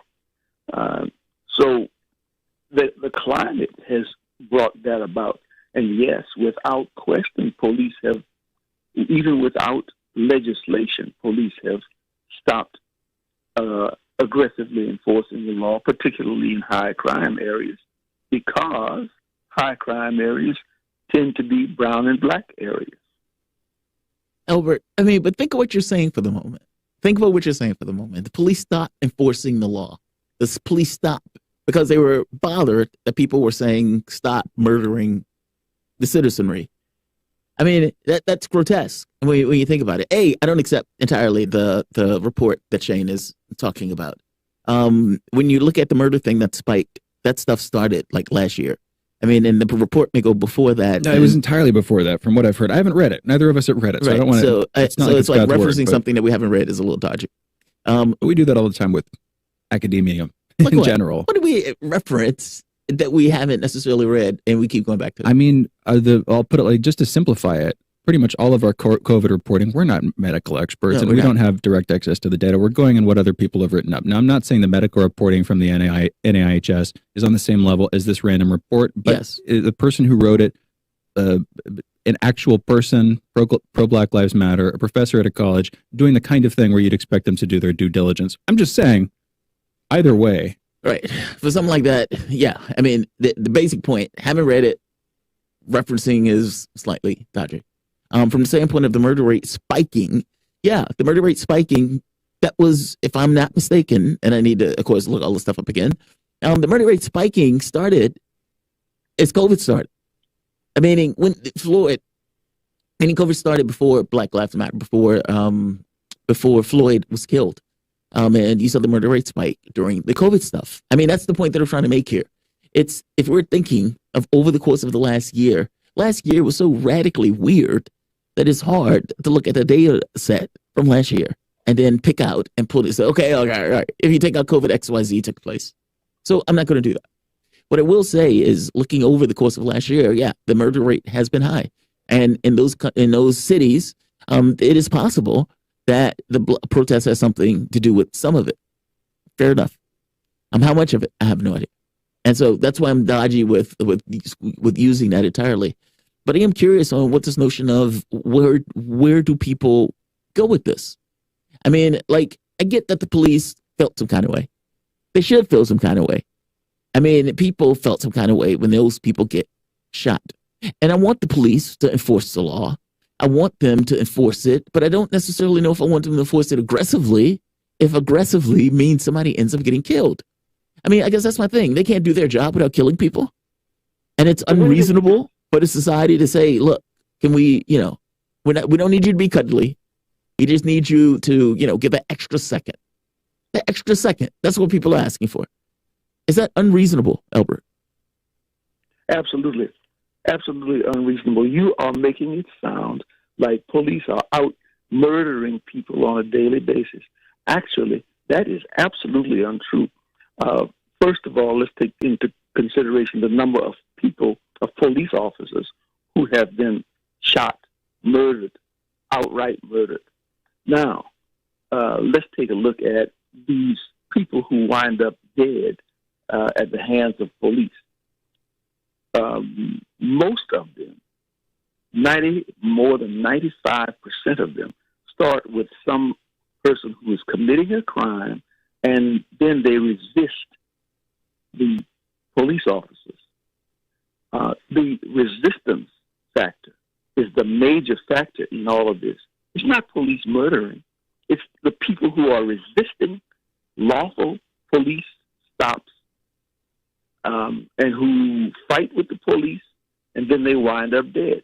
George Floyd wound up dead not because Chauvin is a piece of garbage, human being and police officer, but because George Floyd started this whole ruckus by resisting police, by fighting and tussling with the police.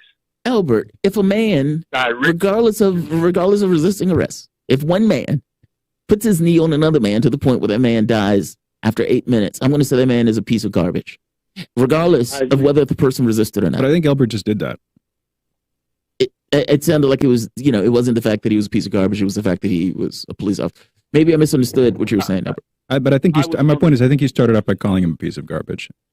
I don't think he was saying it doesn't make him any less that for it to be Albert. It does not matter that this man was a piece of garbage.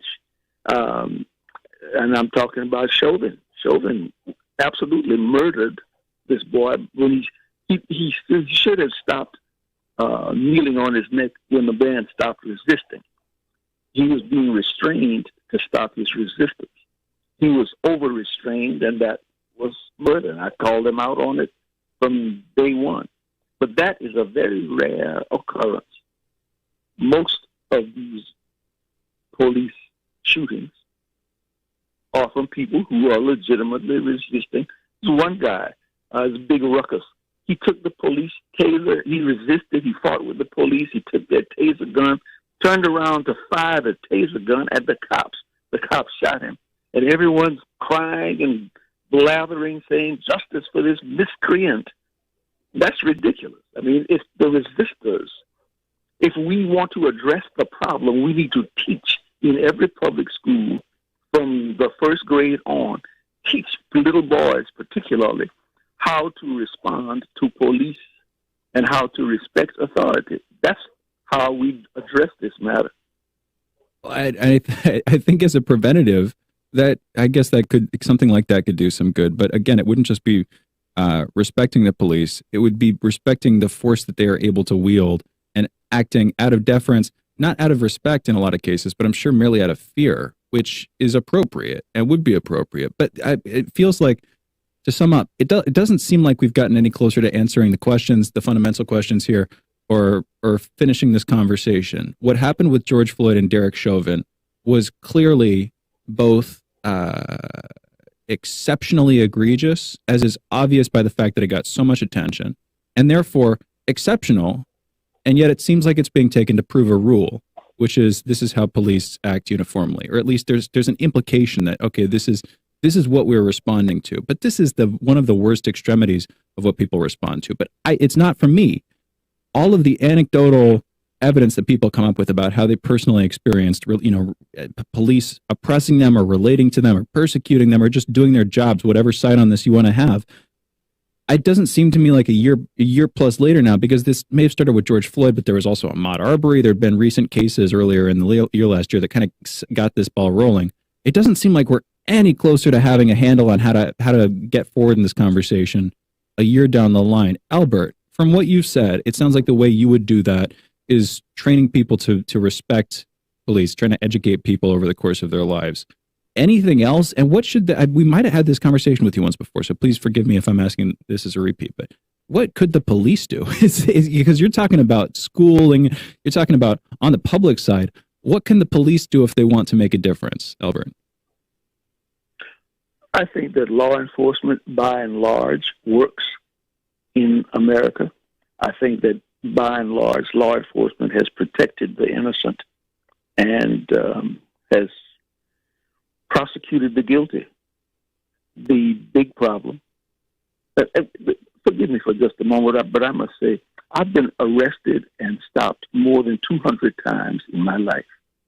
Most of those came during the 1950s and 1960s, when policing was a much rougher situation. But my parents taught me to respect authority and taught me to challenge police if I had to challenge them from the courthouse and not from the graveyard. That lesson still should be taught on this day. I just think that's a terrifying, I guess, comparison, either respect or the graveyard. And don't get me wrong, it's not that I think people should be out here just randomly disrespecting cops. I don't think people should randomly disrespect anybody in general, right? By the same token, there are going to be bad days for all of us. There are going to be things that happen on the jobs that we do that we're not going to prepare for, that not going to be planned, and yet we're going to be expected to act and respond with a certain degree of grace under fire and with a certain modicum, a default of competence. And if that's true, even in policing, meaning just because you have a bad day, just because somebody is behaving untoward to you, you're still expected to act with a default level of competence in engaging the public, with the end result or the end point being that the person is supposed to be brought in for justice, not maximum justice being displayed there in the moment. I understand what you're saying. Don't get me wrong. I get it. And I even agree with you on some level that, look, your respect should be given in this case. And oftentimes you have cops dealing with people who are being, not wanting to go to jail, in which case they're resisting. A resistance in and of itself doesn't necessarily legitimize killing the individual. That's the point that I'm trying to make here.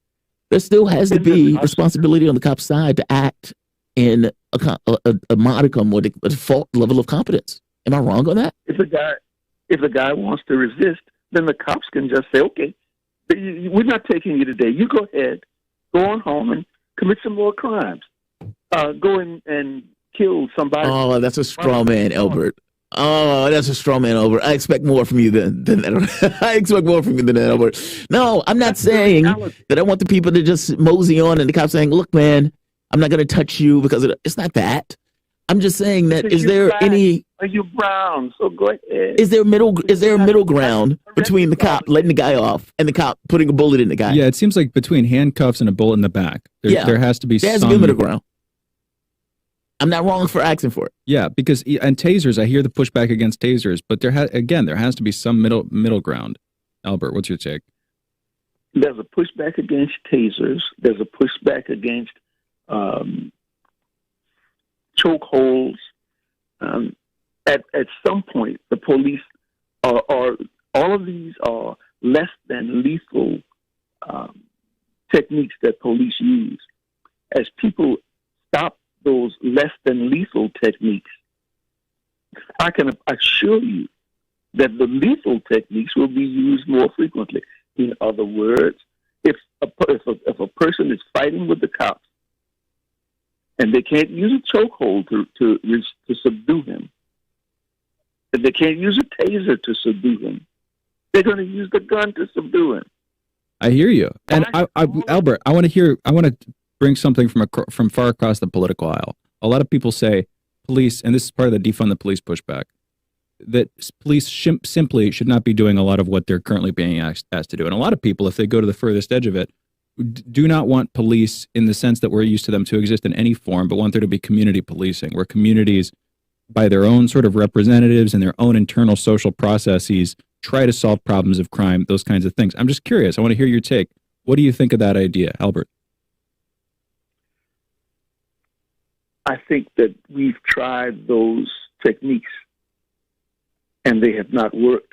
And you're going to see them very shortly. The statistics are going to pile up in these places where they don't want to send out police to deal with someone who is either having a mental breakdown or there was a man, perfect example, a man who apparently was in a mental crisis, attacking people with knives, threatening people with knives, and the police walked with him, talked with him, tased him twice, tried to get him to talk him down, and ultimately he had to be shot when he was going into another store. Cops, more than a quarter of a mile, walked with him and tried to get him down.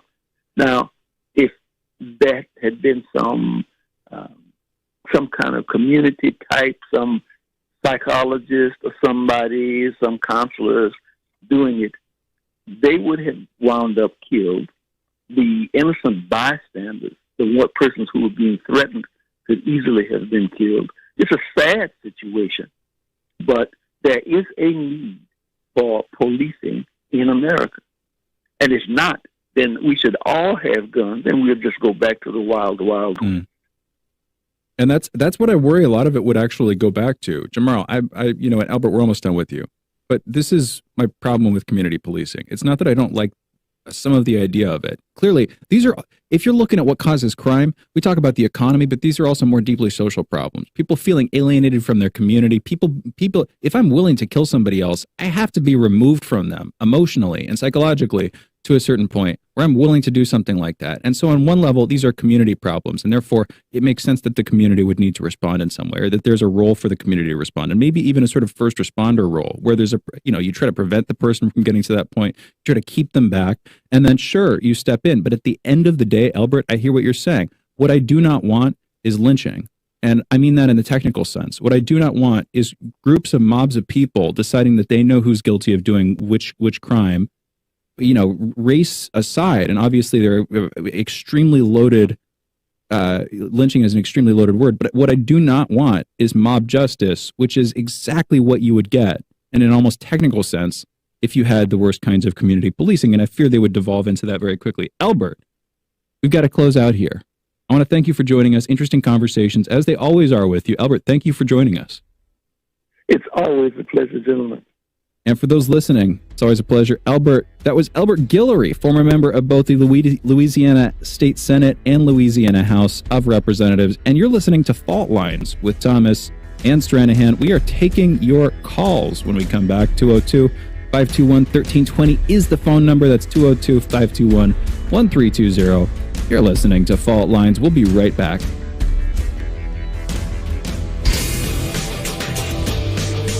Fault Lines. When the going gets tough, the powerful want propaganda, but we won't let them cancel the facts. Whether you're woke or drowsy, we know that you can handle the truth, and we're giving it to you every morning. Fault Lines with Thomas and Stranahan every Monday through Friday from 7 to 10 a.m. Eastern. Your first stop for sanity in a world gone mad.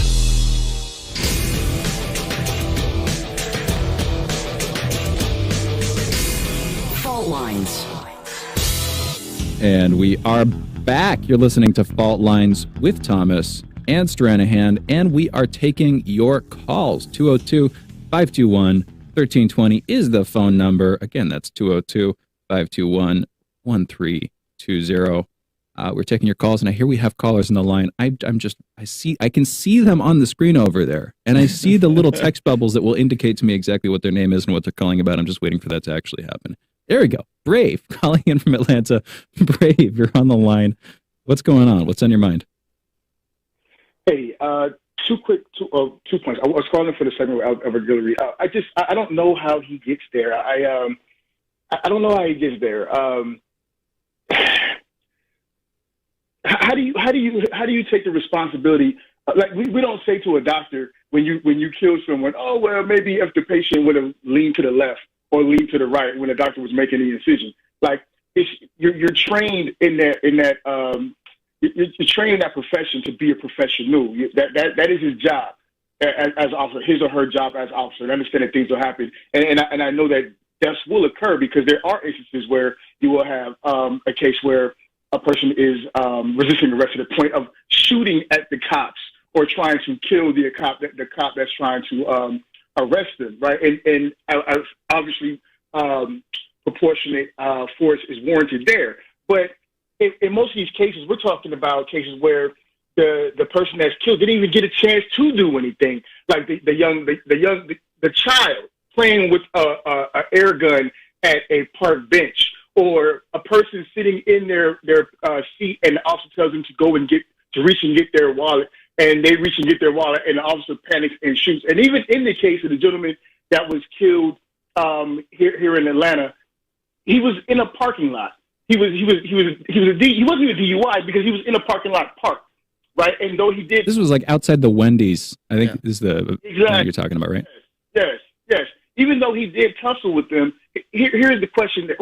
I don't want to try to I don't want to try and go through every single case, but the thing is, and you guys touched on it in your segment, at what point do we say, okay, why are police taking these steps? Why do we have police out here, first of all, dealing with this matter? But why are police taking these steps for these kinds of infractions, and a person had to lose their life. In the case with George Floyd, but go back even further. To me, the most atrocious is the brother that was in New York who was selling Lucy cigarettes. Yeah. And next thing you know, you've got 10 cops like choking him out over a cigarette. So I think we got to go back. The real issue, and it ties into what Jamarl was talking about earlier with Biden, right? The real issue is that we have a rent-seeking society. Like we have a class structure that has it where those who have make their money and profit off of those who have not. And they want to keep that power. And that's what their goal is above all else, is to keep that power. Brave. I love the phrase rent seeking, and I think people should use it, use it more. So props to you. Right. Bringing it in from economics, that conversation. Anyway, I kind of cut you off there. I have a response, but I didn't mean to finish you there. Brave. Anything else? I'll wrap it up to those other calls, but I feel like we even in the cases we're talking about racism, there's bull crap with Joe Biden talking about racism. We can't fix a person's thoughts. And when it comes to the police officers out there, because they're the one true thing that Elbert Guillory said, the one true thing, that largely police are doing good work out there, right? Well, but here's the thing. I don't understand. This is the problem with me. Okay. Right. I'll start earlier. Imagine, for instance, if there was a mass wave of pollution, like radiation and an alien invasion in the United States, and surgeons, for whatever reason, all of these reasons put together, when they went to perform surgery, there's always a chance that if you've seen Alien or Aliens, there's going to be like a face hugger just buried in the person's chest. There's like a 1 or a 0.1% chance. And so surgeons get kind of on their nerves when they're about to start doing surgery. Like they have the scalpel out and they're like their eyes are really on that stomach watching for movement. And then they slice into it. And occasionally they think there's an alien, and it turns out that it's like somebody's gallbladder that was just pulsating in a way they weren't expecting. Anyway, this is probably pretty grisly for people this early in the morning. But my point is, there's like a false positive thing that comes up. And this is what police have to deal with naturally. They do not know if the situation that they're entering into is going to be violent or if they're going to have to meet it with violence. And because they're on their nerves, you have a bit of adrenaline running through your system. And therefore, your panic detection, your sort of pattern detection in your panic system, it's a little bit off the chain. You're a little bit more jumpy. Exactly, Jamarl. You're more likely to respond disproportionately, or to you proportionately, with more force than is actually necessary in the situation. And you know that going into the job. And if it were the case with surgeons, and I bring this up because you were talking about medical professionals, I feel like we would be a bit understanding if people occasionally died about that. And should we? Probably.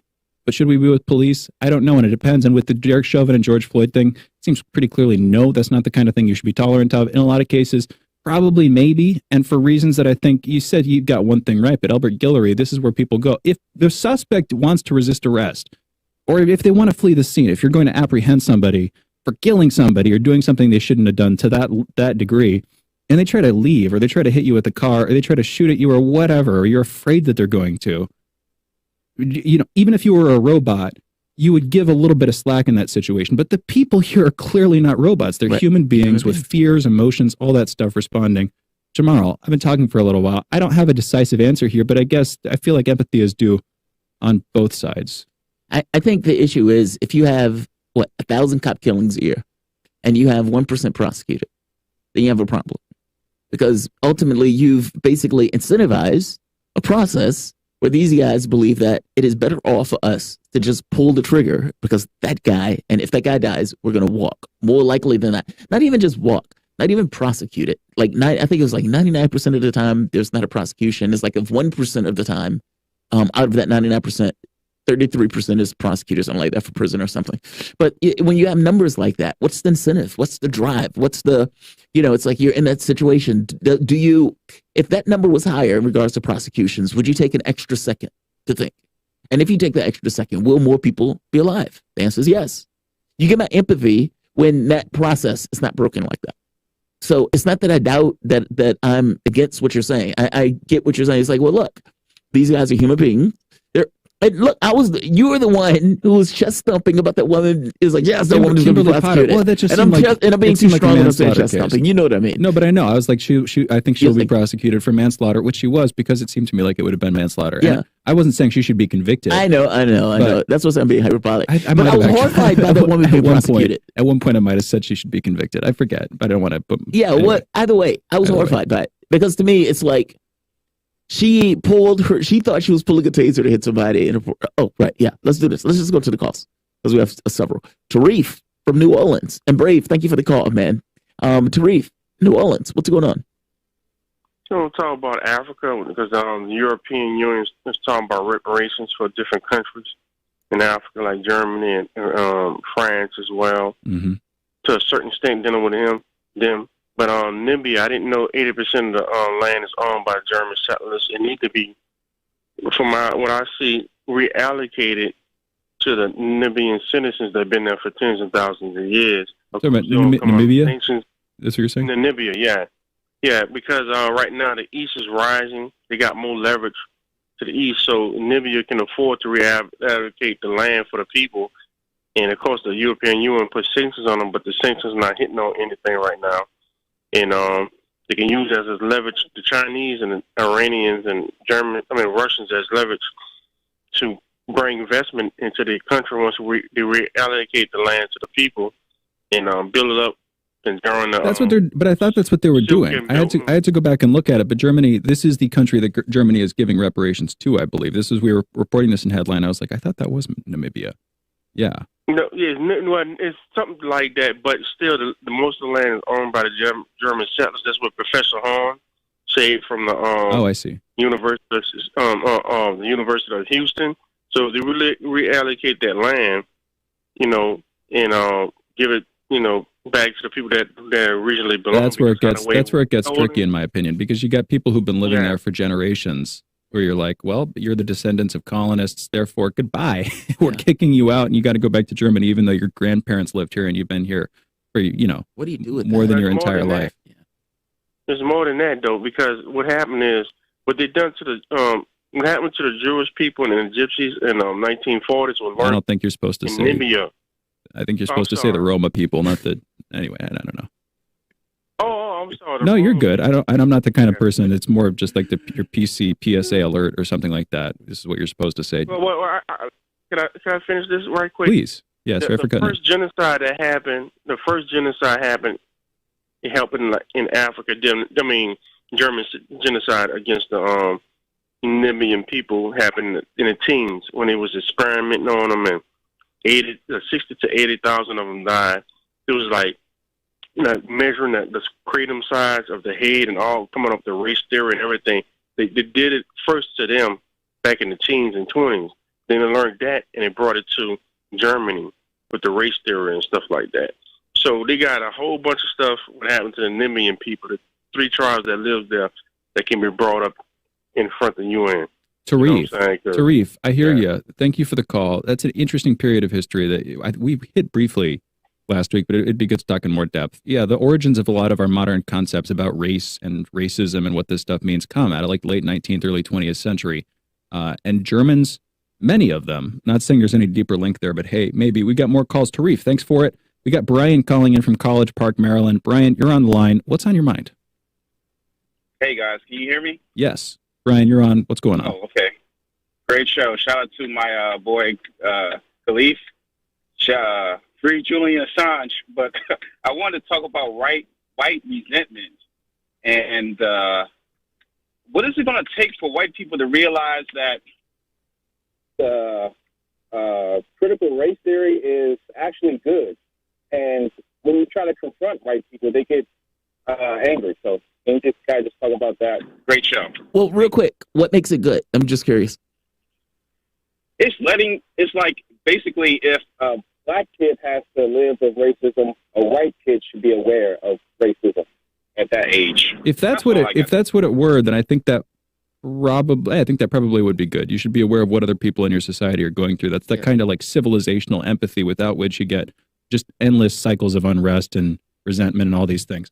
I guess where I think critical race theory can go wrong is when it like reifies race, when it makes race, which is technically an imaginary thing, a real thing, makes us view people primarily in terms of race, and then causes this endless cycle of recrimination where people feel like, okay, that race has power over my race, or I have power over that race, and they continuously think in those categories to the point where that view of people overshadows a person's genuine humanity and frankly individuality, where you view things primarily in terms of race, which we shouldn't just dismiss it, but I think we should not view things primarily in terms of race. I guess you have to know both. Yeah. If that makes sense. You have to know the reality, and you have to know you're in a structure or a social structure of race, etc. It's almost like being aware of your biases. I want to be aware of my biases, not so I can live them out, but so that I can discount them. And that's sort of the way that I see racism. There is a thing there. We view things in terms of races. We are racist, many of us, to different degrees, and I want to be aware of it so I can counteract it. Anyway, you guys are listening to Fault Lines with Thomas and Stranahan. We're going into a break, coming back with headlines and the last hour of this morning show. Be right back.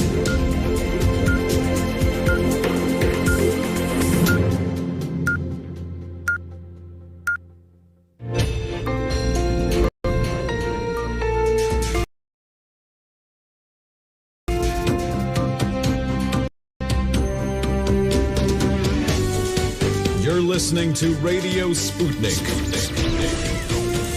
Telling the untold.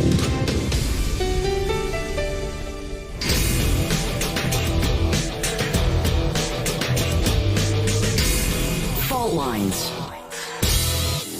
Live from across the divided states of America, it is time now for another hour, the last hour this morning, in fact, of the most disruptive show covering news, events, and politics from across the disunited states of America and the increasingly divided, fragmented, embattled, at odds, the fiery surface of our globe.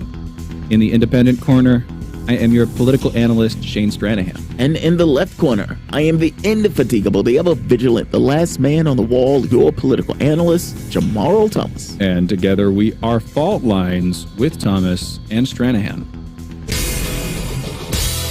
All right. Good morning, everybody. If you're just joining us, hope you had a great Memorial Day weekend. If you have been with us for the full 2+ hours so far, well, thank you for sticking with us. Hope your morning's going well. Let's get into the headlines. First up in COVID news, there were more than 7,428 new COVID cases reported in the U.S. this Sunday, with about 131 new deaths that same day. We're skipping Monday, that's yesterday, Memorial Day, because the numbers are all screwed up for it. As you can imagine, big federal holiday, hospitals and other areas reporting some cases, some of them not. So you get it, the numbers are off. Anyway, those are low numbers, though. That leaves us over the past week with an average of 17,189 cases per day.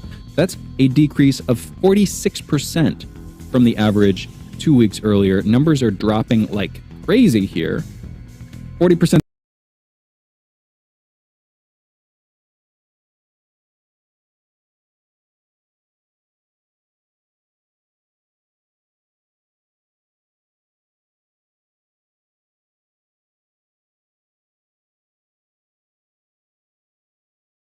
The American public has been fully vaccinated. 50% of the public has received at least one dose. And as of this morning, to give you the total numbers, the coronavirus has infected more than 33,283,280,000 people and killed about 594,200 people. In India, the number of COVID deaths has fallen below 3,000 per day for the first time in a month. They're also seeing over 225,000 new cases in the last day, but that's their lowest daily rise in infections since early April. Meanwhile, the number of total infections in the country currently stands at 28.2 million, while 331,900 have died from COVID in the country so far. The World Health Organization has begun giving Greek names to coronavirus variants. They're doing this so as not to stigmatize the country suspected to be of origin for any given variant. And Malaysia has begun a strict countrywide lockdown following low vaccination rates and new variants. In national political news, back here in the States, President Biden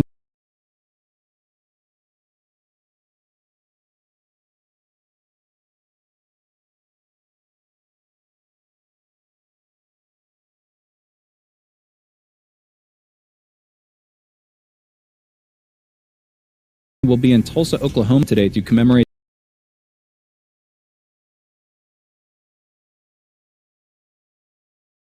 the lives lost a century ago in 1921 during the race riots on what is now known as Black Wall Street. That was one of the wealthiest black communities in the United States at the time.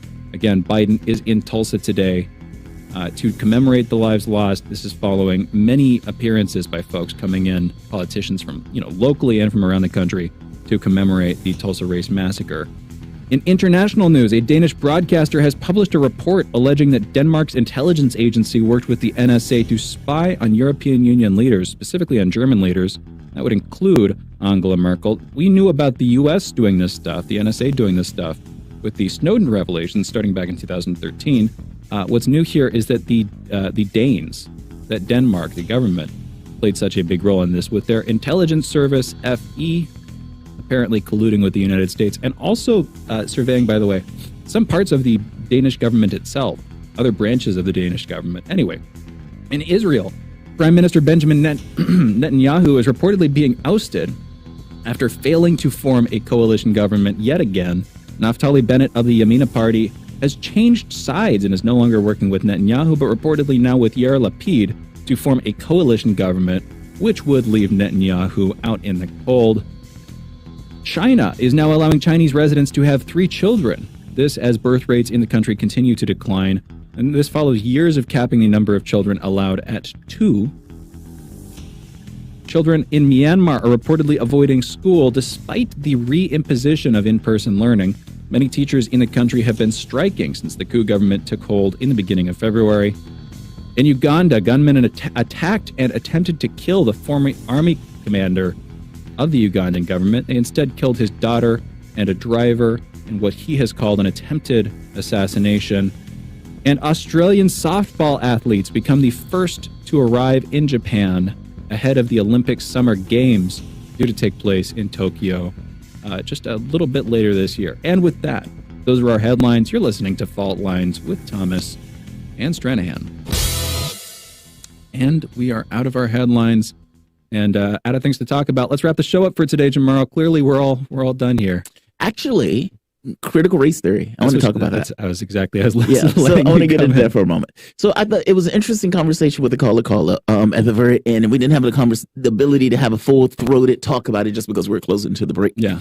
Look, the critical race theory thing is interesting to me. There's a conversation here on two fronts. There's one on in theory, and there's one in practice. It's, is it beneficial for other people of the society to recognize that something is taking place with other people in the society? The answer is yes to me. If whites, who oddly are considered a default, so you would have, let's say, black entertainment with, if you have this distinction, then what is regular entertainment? But it's not just that. From the standpoint of the distinctions or the things that I mentioned in society early on, whether it's the life expectancy, whether it's infant mortality rate, whether it's brain mass based on poverty, whether it's the one or 10 times the amount of wealth, all of those things have real world effects in the way people behave and engage in the society itself. And those things on some level have to be honored. Now, the catch is, if you are unaware of those things and you're functioning in a society as if that is not true, I have perspectives of those people, of other groups and everything else, while not necessarily realizing the advantages that are built into it. It's not that your white skin gives you any kind of special powers. It's more so, it's a social construct that has been structured over the course of hundreds of years in the context of the country that you've been in, where a certain group gets conferred certain, let's say, capabilities and advantages that go beyond just the wealth aspect of things, that go into even in the way that you are engaged. These experiments where it's, okay, there's a black hand holding up this device. Does it get more calls or less? Or does it get a higher rating or less? And the black hand gets a lower rating. Well, that's even among blacks. Like, that's not just in the heads of one group.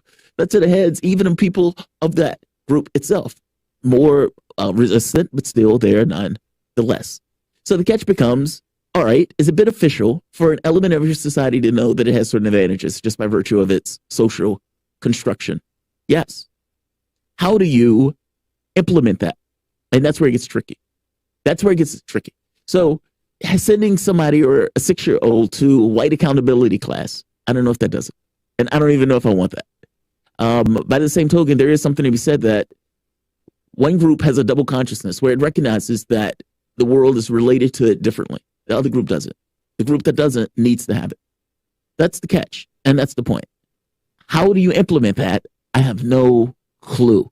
And that's when you get into the arguments where people make it saying, well, what about this white accountability class? Or what about this white guilt class? Or what about this? Or what about that?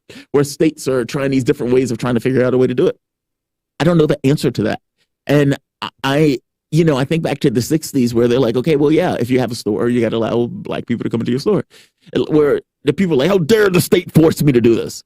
Well, that actually had beneficial consequences associated with it.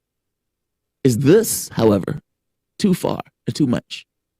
That's the catch. And if you got rid of the economic aspect of this, let's say you wiped away this 1 in 10 wealth gap and stuff like that, does a lot of this go away? That's the catch that I'm stuck with. I don't know how you fix that. And I get that CRT on some level is trying to at the very least be aware of it. Gold star. Implementation. How does that work? I don't know. Yeah. That's where I'm at on that. Like I've heard people make their arguments about it. I've heard Mark Lamont make his argument. And I'm sitting there like, yeah, I agree with Mark Lamont. And then the guy's saying like, well, what about this? What about this? And I'm like, oh, that doesn't sound good. Like, so it's like, it's not this like kind of absolute, like, it's like, yeah, Mark Lamont is right. But at the same token, what does it look like in practice? And it's the practice that I need to see, because that's the part where it gets tricky, where you have one school system, that says, all right, we're going to send 6-year-olds to white guilt class. Now, you may have some of those kids in that class that are dirt poor that may not, they're like, are you kidding me?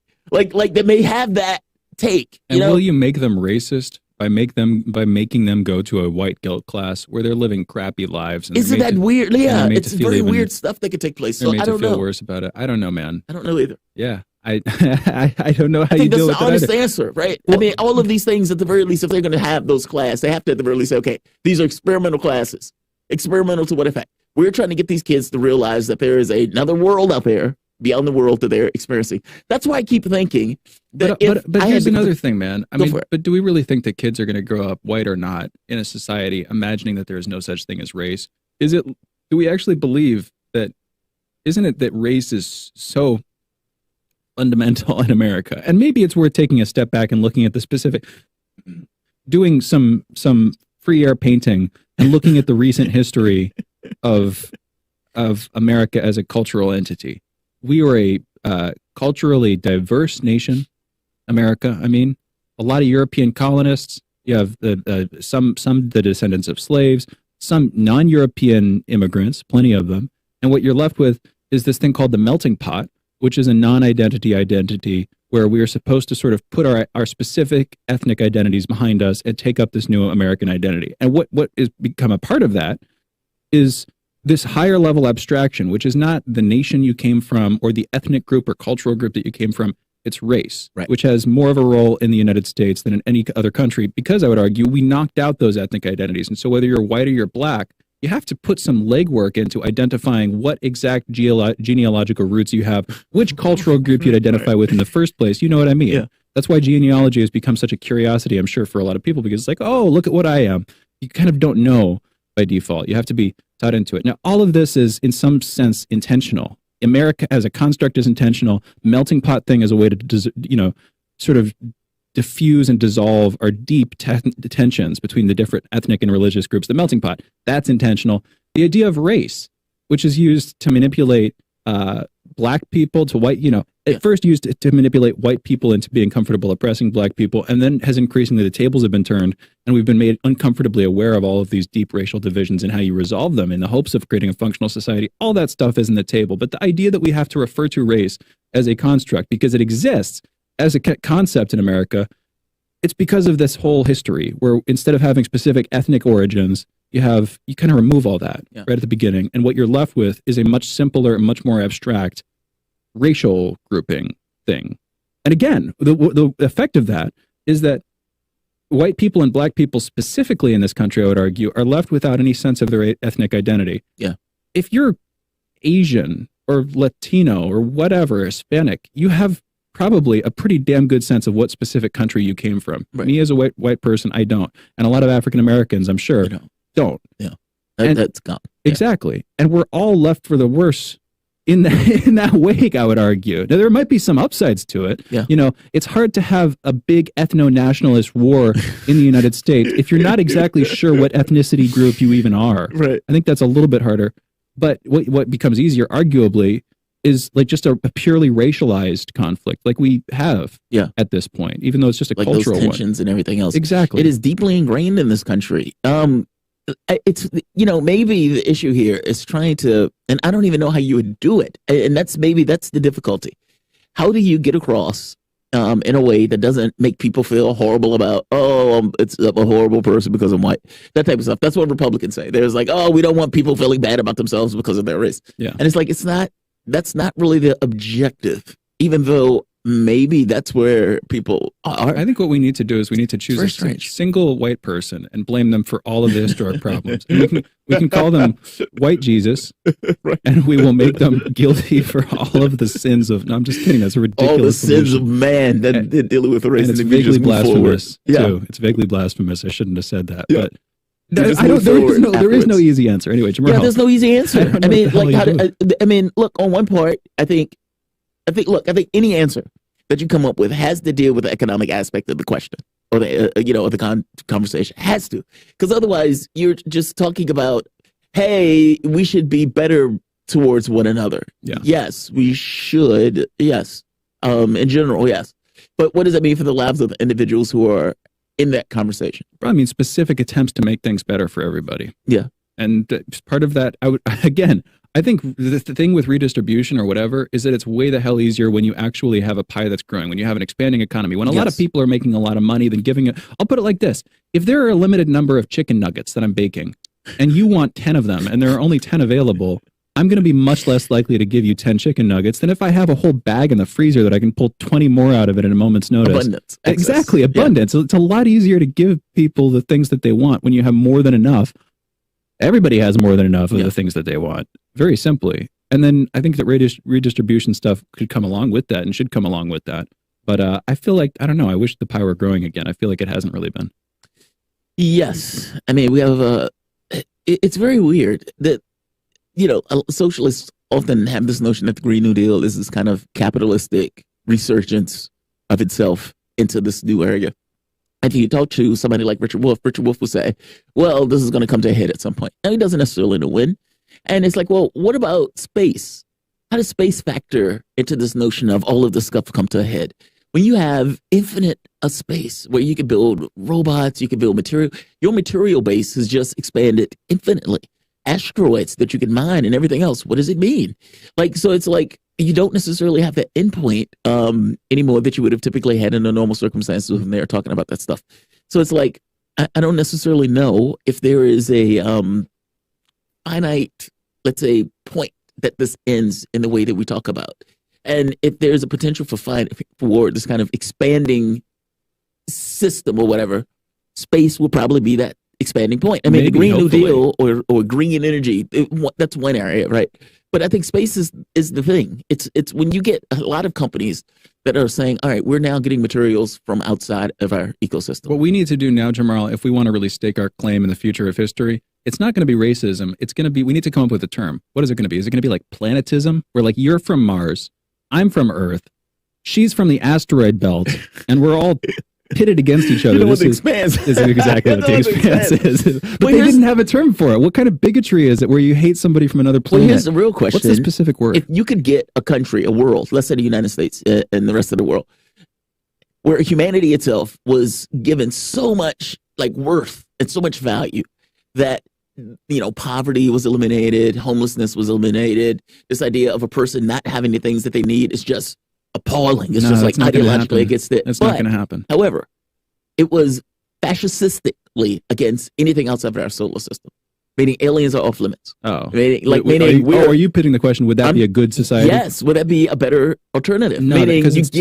you get on one hand, Earth solves its problems. On the other hand, Earth becomes fascist in regards to the assumption about a fascist system is that it gets kind of insular and it goes into a long spiral of decline where it can't, regenerate itself. And then my real fear there is if you got aliens, they're probably going to be as powerful, if not more powerful than us, particularly if they're on the edge of our solar system and not vice versa. Yeah. So the whole insular thing, unless they like that, unless they're like, okay, let's keep Pandora's box closed. Humanity can stay around the region of Terra and Sol. We're gonna keep our distance. You keep yours. Those guys are lunatics. Leave them to that. I guess that could work for a while, but yeah, the fear that I have is that it would start to break down internally. Degrade the system. Yeah, exactly. It would start to explode. And then there's also the deeper concern, There are two levels here. One, you're never going to solve material scarcity. That's one idea that you're never actually going to make poverty, quote unquote, or hunger, quote unquote, or any of these actual deep material needs, with hunger a specific one and poverty a kind of general. You're never going to make those go away. We expand into space. Things are always going to stay bad on some level of that thing. Then there's the deeper claim, which is human desire is not limited by what we need. It's limited by what we want. Yes. And we will always want things, and we're always going to want more, and people are always going to compete with each other. And therefore, whether you need it or not, you're going to get materials. You are going to get material scarcity inevitably, because people are going to compete. They're going to kill each other, all those sorts of things. We need to go to a break. So let's do it. You guys are listening to Fault Lines with Thomas and Stranahan. We're going into a break and coming back on the other side, talking with Adam, event coordinator and creator of Independent Left News, about the policies on the left and a lot more. You're listening to Fault Lines. We'll be right back. Fault Lines. 24 hours a day, 7 days a week. We give you the most essential information out there. Radio Sputnik, telling the untold. Stuck in traffic? No problem. Stay informed. Stay tuned to Radio Sputnik on 105.5 FM or 1390 AM in the Washington, D.C. area. Need more? Follow us on Facebook or check us out on SputnikNews.com.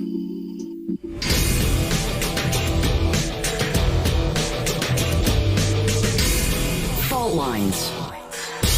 Welcome back to Fault Lines on Radio Sputnik. My name is Jamarl Thomas. I'm joined with my co-host Shane Stranahan, coming to you live out of our station in Washington, D.C. If you guys live in the area, you can catch us on radio at 105.5 FM at 1390 AM. We're also in Kansas City at 102.9 FM and 104.7 FM. If you guys are digging what Shane and I are putting down, whatever platform you're consuming this content on, give us a like and share that audio or video. If you want to join in on the conversation, you can do so with a chat, a tweet, and of course, you can reach us by phone at 202-521-1320. That is 202-521-1320. Your engagement helps makes this show what it is, so definitely don't be shy.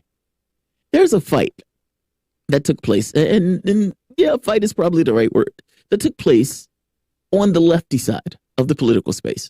And this had to do with Aaron Matei and TYT basically attacking Aaron Matei. Now, the catch became, well, wait a minute, how on earth is TYT calling itself the home of the progressive when Matei is strongly considered a lefty and has been an independent journalist and has done an amazing job at what he has been doing for, the last several years? I mean, even going back with Real News Network. So for TYT to basically attack Aaron Matei, to say he's working for the Russian government, when Aaron Matei has basically been an independent journalist doing great work. What they're attacking him over has to do with the OPCW reports that basically the U.S. had pushed elements of the OPCW, something that is supposed to be an independent body, to justify weapon strikes against Syria. Now, that is a major story. That is not something to boo-hoo. That is a major story. And yet they were boo-hooing this particular story. So the left did not react to this all that well. And the gentleman that we're going to talk to, Adam, has created the system of looking at stories being in text and in video of the left to a magnificent degree. So of anybody who could give this kind of take about how the left was reviewing this and considering this, he would definitely be one of the people. So the person we're bringing to you is Adam. He's event coordinator and creator of Independent Left News, the #1 source for all of the best content on the political left. With his newsletter, website, and Discord server, Independent Left News is a shopping mall for leftist content, all in one place, free of charge. Adam, welcome to the show, man. Thank you for joining us. Thanks, guys. It's great to be here. Appreciate you having me on. Absolutely. So this is going to be in twofold. One, I want to get to Aaron Matei. The other one, I want to get to something that you said is probably going to be somewhat controversial about whether or not a lefty is more than just the policies that they espouse. Meaning, do you need to be more than just a policy hawk to be a lefty? Is there something more to it? But let's start with the Aaron Matei stuff first. TYT attacks Aaron Matei, basically saying he is a Russian plant, that he's an asset, that he's been paid by the Russian government.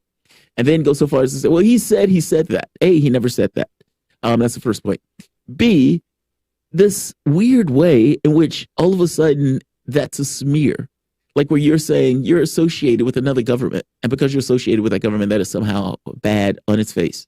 It's very weird and bizarre. And for TYT to be able to will that, I used to call them MSNBC light. At this point, they just look like MSNBC.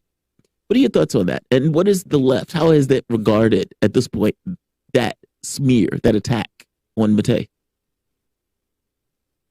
Well, I think a lot of the left is looking at what's happened to Aaron and come to his defense because his work has been pretty impeccable over time. And a lot of what TYT did in leading up in 2020, leading up toward force the vote even, and backing the Democratic Party every lockstep across the board, has a lot of the left a little upset because they haven't extracted any concessions. And they continue. Now they're yelling at the Democrats. The problem is that we've lost all of our power on the left.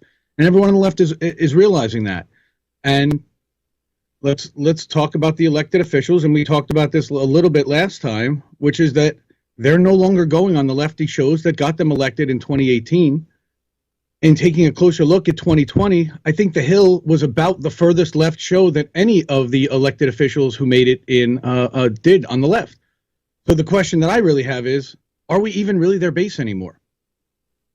That's an interesting question. Meaning you're talking about like AOC, Bowman, Ilhan, that basically are that, I don't know, that what quote unquote the squad. Is that, are we the base of the squad? I think the answer to that is yes. I think, but you're asking us from their perspective.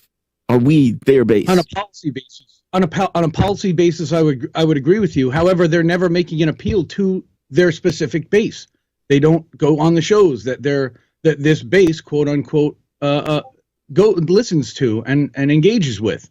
I mean, again, The Hill, I agree with. I don't even remember if I saw AOC do an interview with Crystal and Sagar this year. She might have. Honestly, I've missed quite a bit in the election cycle. Jamarl Bowman, I seem to recall him going on CNN quite a bit. Cori Bush, I love her. Again, big fan. Donated to her campaign. How many times did we see her on lefty shows in 2020? Let me ask you this. From the standpoint of these guys when they get to Congress, I mean, these guys have basically said, we want $15 an hour. We want Medicare for all. We want the PRO Act, meaning from the standpoint of unions.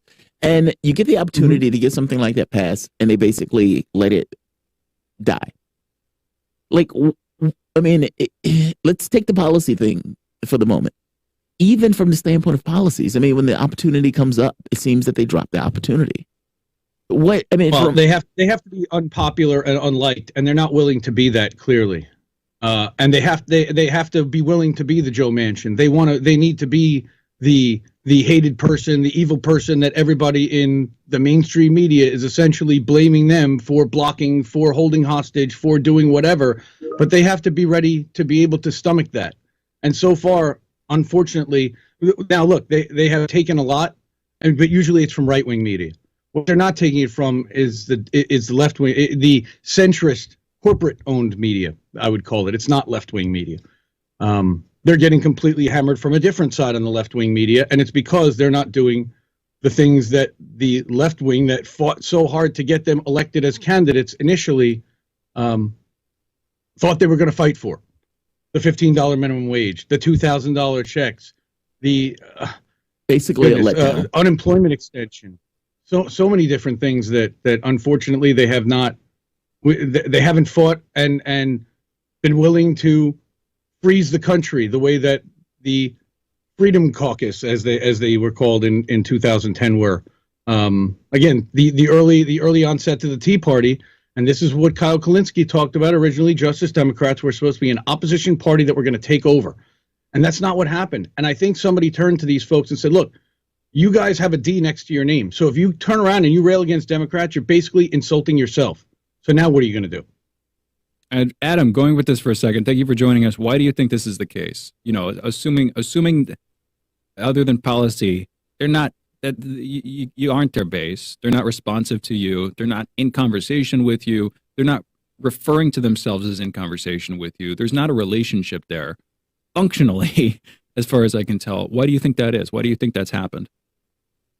Well, because they haven't done on policy-wise what they said they would do.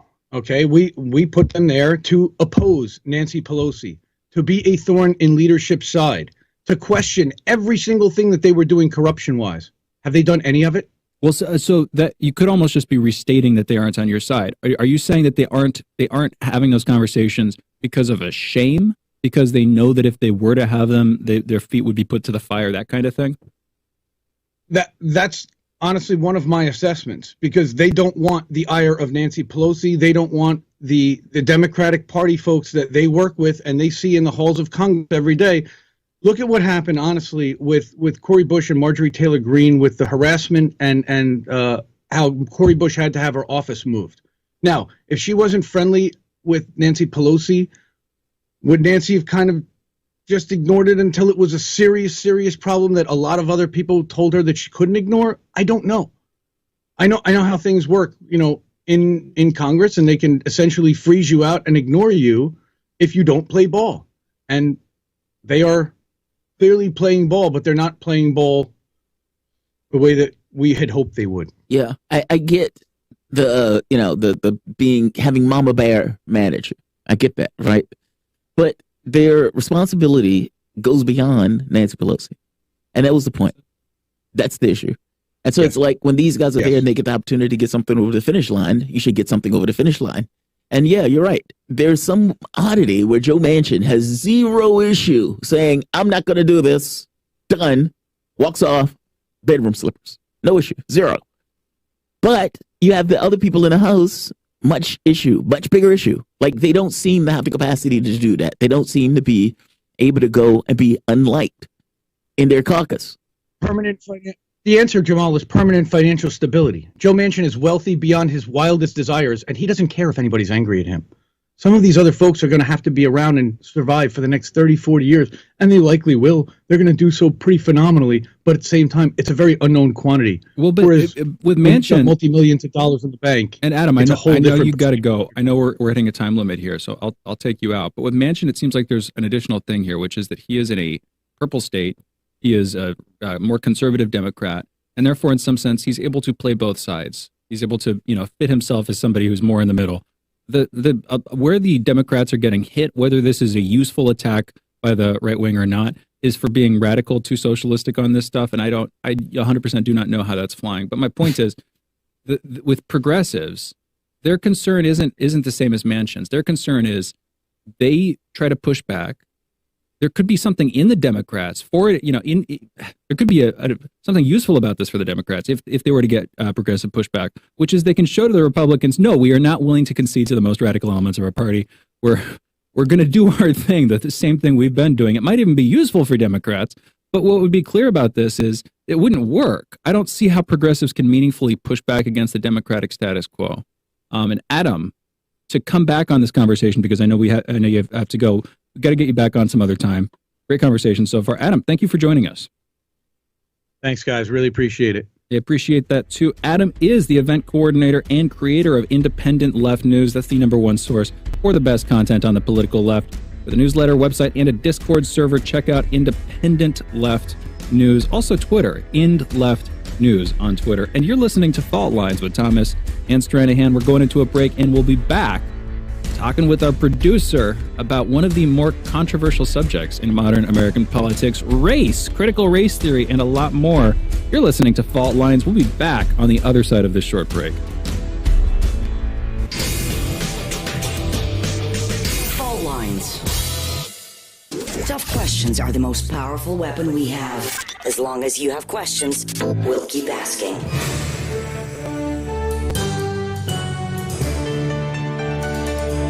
Radio Sputnik. Telling the untold. By any means necessary is your guide to the movement and efforts shaping the world around us, from mass incarceration. No longer am I interested in or concerned with prison reform. I am interested only in the eradication of prisons.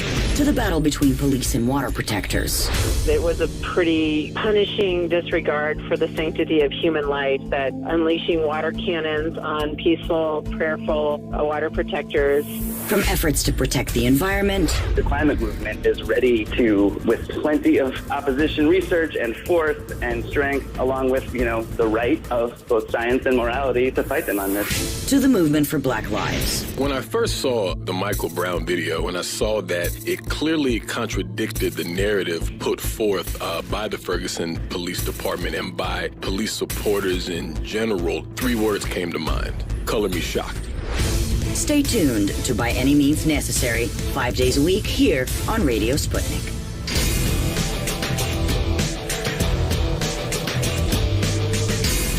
Fault Lines.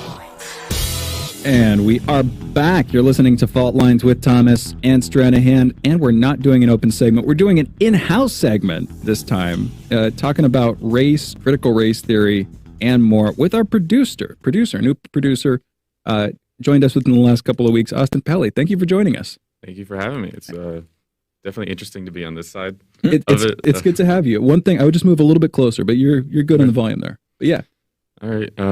I guess I forgot my beanie, but other than that, let's get to the show. Exactly. You forgot your beanie, but thank you for making the long walk. I appreciate it from the room next door. No, I appreciate you joining us. All right, just setting this up for folks. On Friday, we spoke with Margaret Kimberly, a guest of ours, and we had a conversation. Critical race theory came up, and it kind of became the focus of conversation for a while. We were talking about race relations in America, as thorny a subject as ever, maybe, which is interesting to me, considering the year and where American history has gone in the past, but still extremely contentious. Anyway, we got into a conversation, and I feel like some stuff was left out of that conversation. And you made it very clear that you felt that way too to us after the show. You were like, dude, I was sitting in there, and I'll let you set up your side, but you were like, there's a lot of stuff. Said that if you're white, you're racist. If you're white, you're racist. And you're like, what? It's like, how is she saying that? Honestly, she said even more than that. But to preface it, because we've got a left, we've got an independent, I definitely would identify as right-winged. So we really got the spectrum here. So after that segment, I was just shocked at what she was saying. She literally said, if you are white, then you are taking ownership of genocide, of invading, of all this. And I was just like, I was like, how can you just assign that to a race?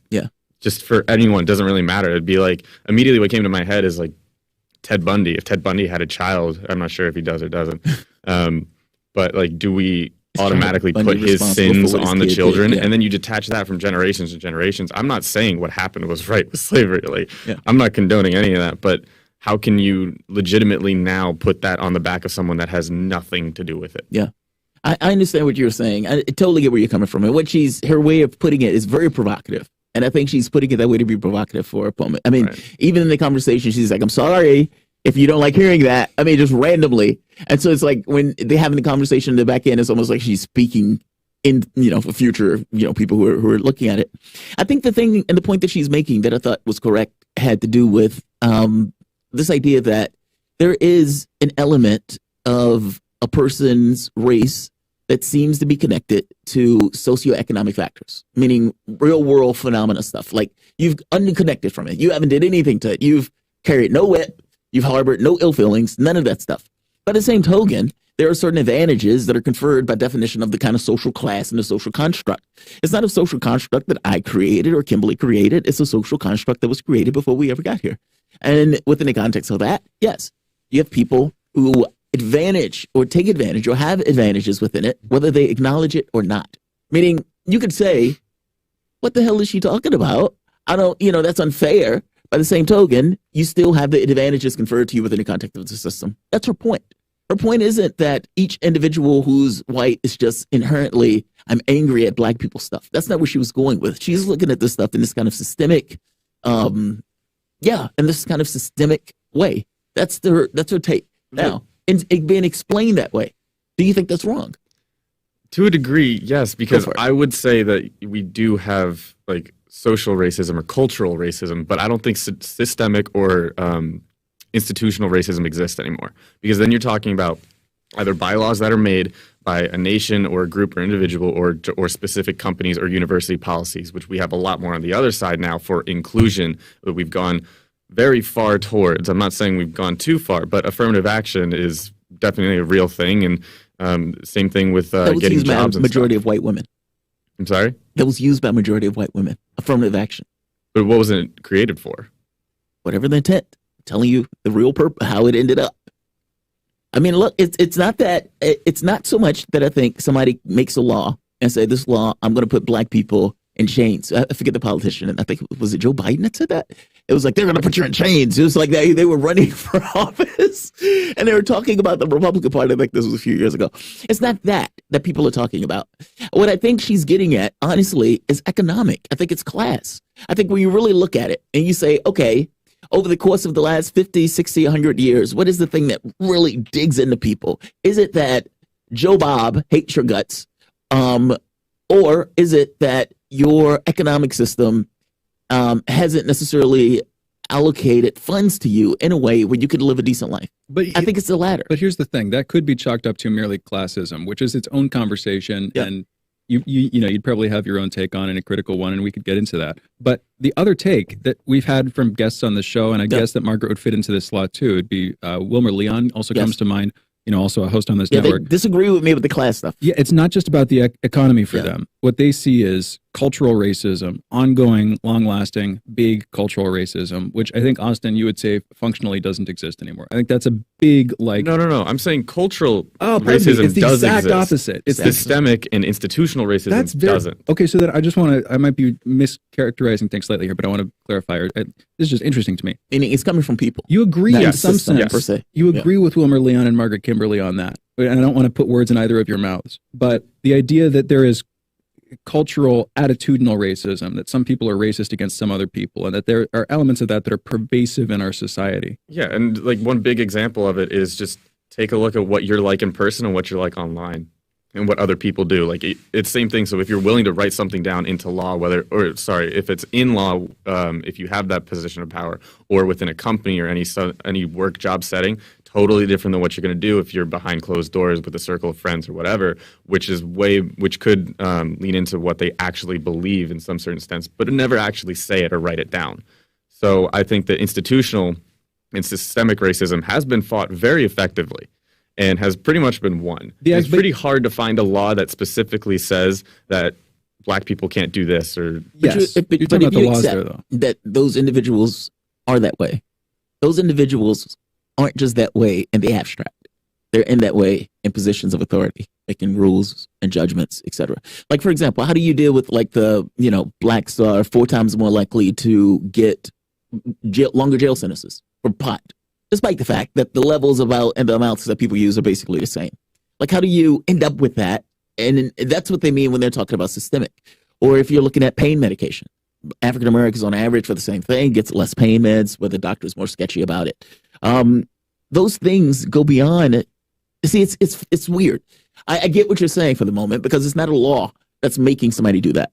That's an individual within the context of a system that makes a choice that it disadvantages one over the other, even though when you look at it in a statistical way, you can see it in an overt systemic fashion. But your point is, well, that's not a law. Those are people doing that. And it's like, well, yeah, those are people doing that, but those are people doing that within the context of various systems that have outcomes that look basically systemic. Does that make sense? I hope I'm making sense with that. Yes. I would say, I don't know, I would try to detach it. Same reason why, I think that, don't go after the police, but bad policemen go at it. So I think that, punish the individual, not the institution, unless the institution is inherently corrupt. Yeah. So I would say the same thing. You're always going to have that doctor that's a racist, or you're always going to have that cop that's a racist. And, I mean, do you punish the whole system for it, or try to create government programs or social programs designed around what individuals do? Well, but I feel like critical race theory, which is part of what spurred this conversation, is a sort of cultural program where instead of writing new laws into effect or doing a system like affirmative action, you have this sort of cultural process of trying to get people to focus on the way that they exhibit racial biases. Yeah. And you try to get that codified in some cases, sure, in laws, but also just if you work at a company. Or teaching, like school, very early on. Yeah, I guess where this, kind of fits into affirmative action, because often what it turns into in politically, but just in general, tokenism, where you're trying to put people of color into certain key positions of power. But isn't that a kind of, I don't know, we've only got a few minutes left here. That's, I guess, one way of looking at this is that critical race theory is itself a kind of systematic response to perceived cultural racism, which I might actually, Austin, honestly, I might be on kind of the opposite side of this from you, because I do not believe that cultural racism is nearly as big of a thing as it used to be. But I think that the proof is in the pudding somewhat institutionally, where if you have black people economically not doing nearly as well, politically getting persecuted by police or arrested a lot more, that kind of thing. I don't even think that a lot of the cops in those situations are intending to be racist. I think that they're acting out the system that racism created. In other words, the fact that black people, by and large, own much less than white people, their net worth is significantly lower. That's not because some bank teller or an investment banker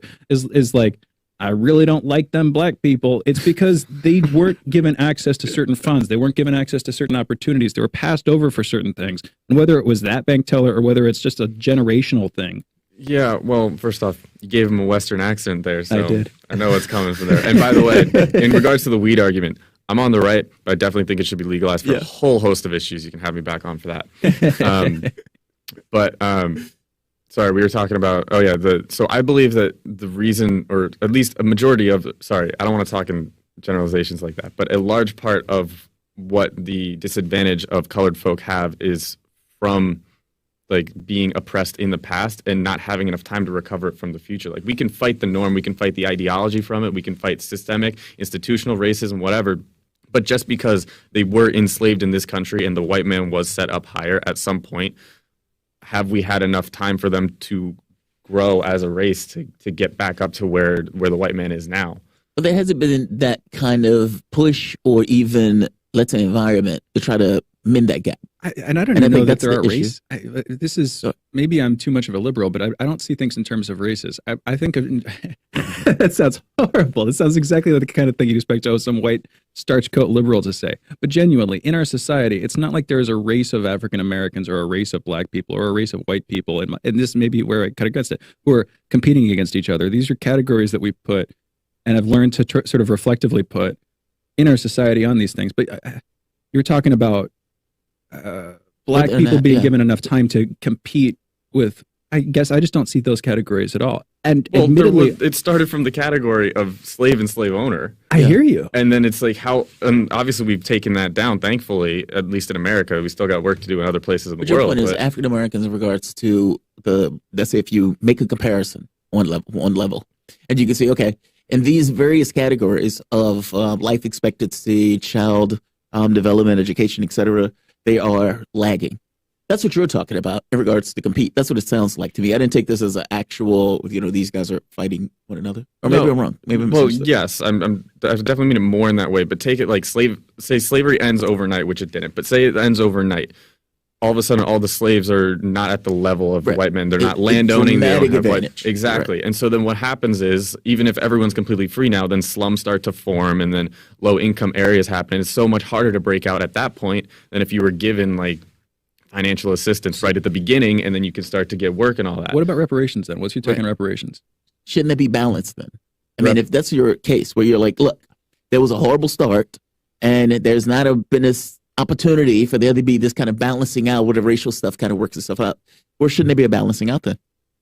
Well, if you're talking about like handing money to get up in like society or education or anything, then I'm a little iffy on that, because like, yes, what happened was wrong. Again, it wasn't by anyone in the current day. What about land? The 40 acres and a mule is the quote. I've had this thing, half acre and a house cat would probably be good for so many people.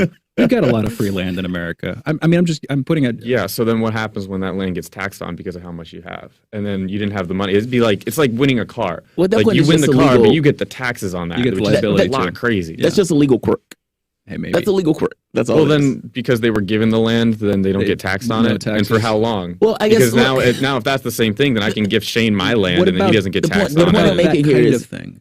Yeah, that's a legal quirk per se. I guess the point that Shane, and maybe even I'm trying to make on some point is, if you indeed agree that all of this started because one group owned the other group, and that there is this differential in regards to where one group is in comparison to another group, and there's this persistent, painful back and forth on this issue of race, that, look, like I said, I think some of this stuff is racial, yes, but I think the racial stuff developed out of the economic stuff.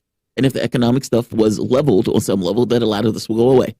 So how do you level those squares? If it's you have like the wealth of one white family on average is 10 times that of an average black family, that is extreme.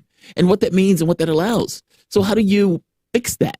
And this is kind of where I go to this notion of reparations. This is a difficult argument to make because I think there's going to be somebody who raise their hands. But what about me? What about me? Well, yeah. Right. So how do you square that? If it's not being fixed, the differential is still there.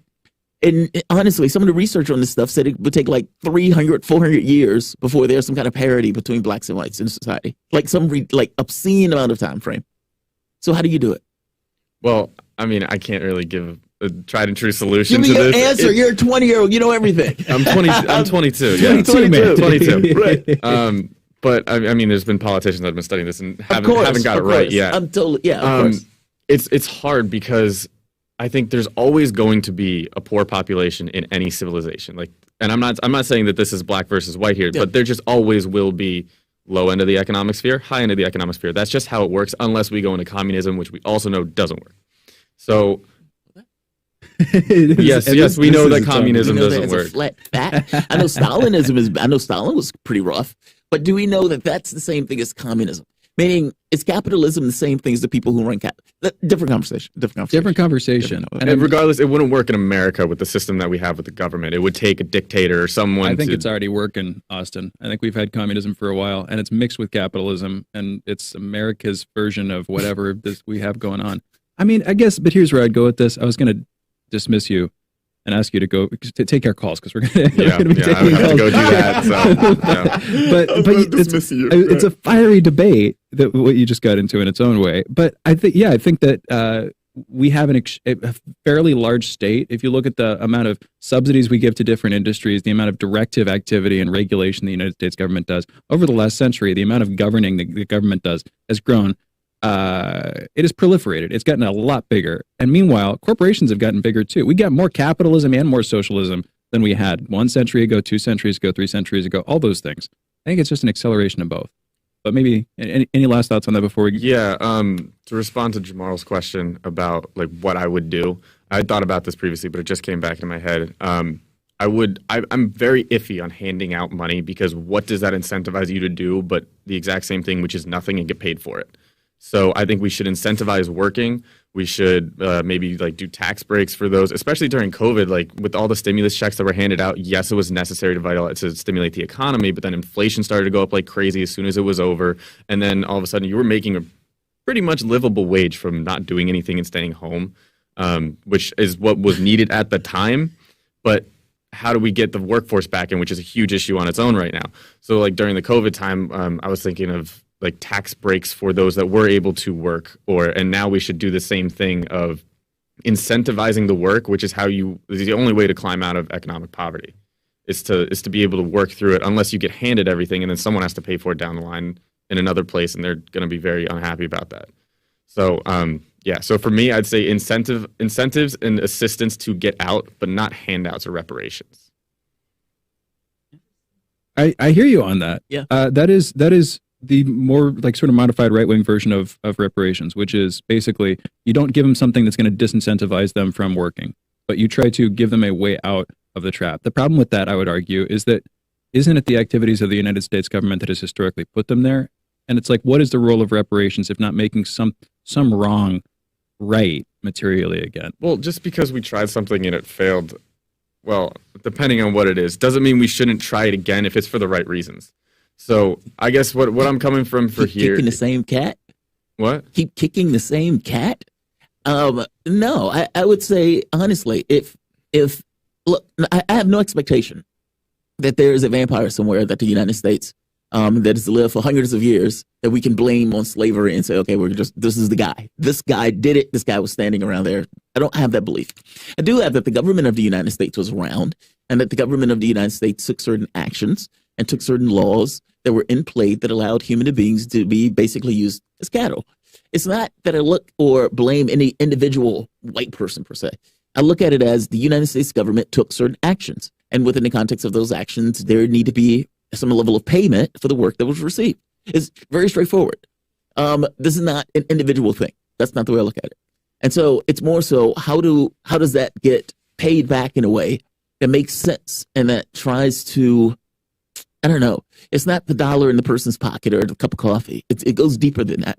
It has to be something where it balances off the wealth scale, but doesn't necessarily do it with, okay, here's $500, have fun. Because I don't think that goes anywhere. I think it's deeper.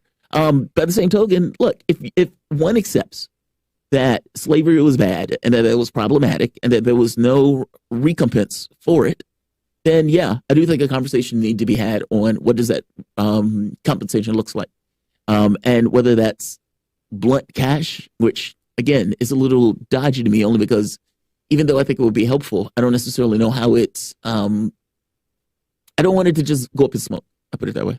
The way I would categorize what I've been saying previously is I want there, and I'm not huge into like government oversight for everything, but I want the government and whatever organizations to set up the individual to make it out on their own. I don't want the government to give them just some sort of blank reparation, some blank check or cash in the pocket, because what's that going to get used for? It's probably not going to get used for savings. It might, but I mean, what is actually beneficial for the future is to set them up for a better life instead of just handing them cash. Also, it's kind of a scummy way to get out of the situation. Like, I hit your car, here's $500 and I'm leaving. Yeah. Like I enslaved your people for God knows for some years. Yeah. Here's $50,000. A little more important than a car. Yeah. Here's $50K. Well, Austin, thank you for this, man. I Thank appreciate you coming us. in, giving your take. Good conversation. I don't think we're doing a break. We've only. we're I just going spoke with straight through Andre. the We've calls. got like Yeah. 5 minutes left. at this point. So the yeah. time it would take to take a break would cut away from calls we might take. Austin, thank you for joining us. Thank you. Hopefully again sometime in the near future. In to take all the rest of your calls. So. Awesome. Thank you very much. Austin Felly, new producer on Fall Lines with Thomas and Stranahan. And again, we're not taking your break. We're going directly into taking your calls. 202-521-1320 is the phone number. We've got enough time for one or two more. We got John calling in from Maryland. John, you're on the line. What's on your mind?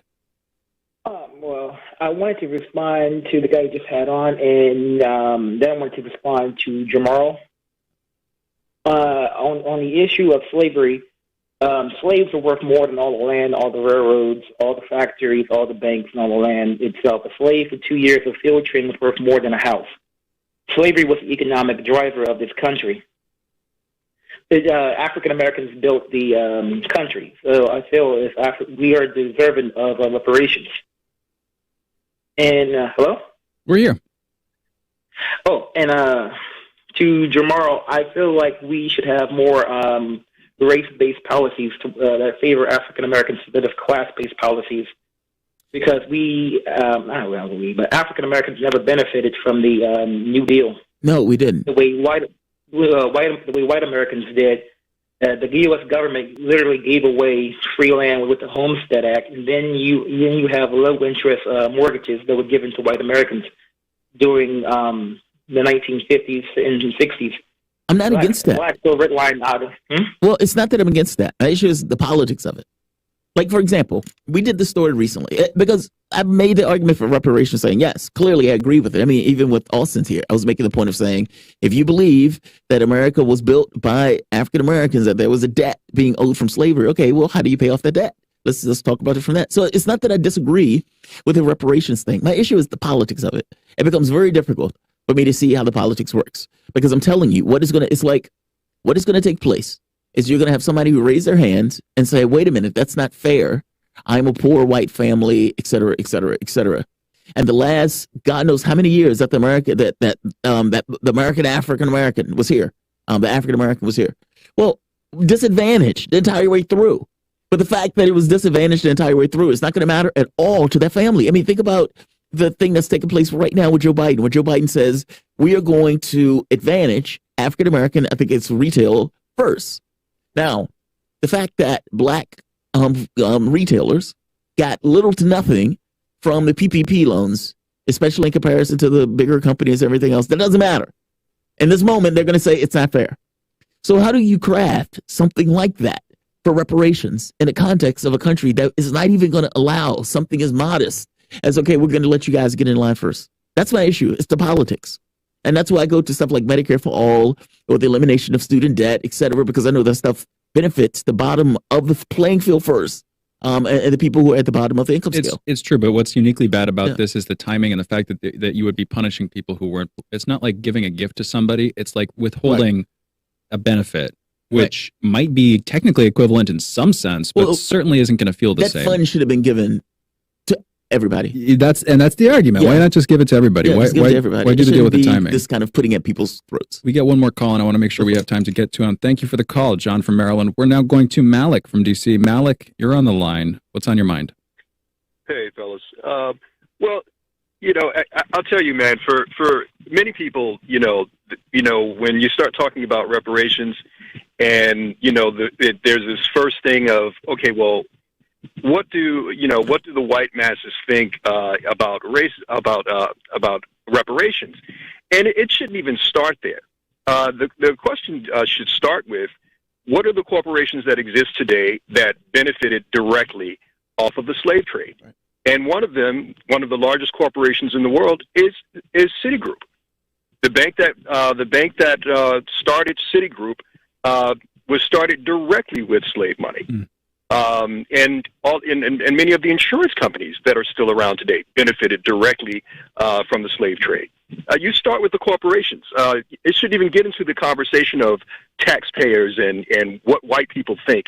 That's down the line. That's interesting. Corporations that still exist today. Interesting. Malik, in its own weird way, that could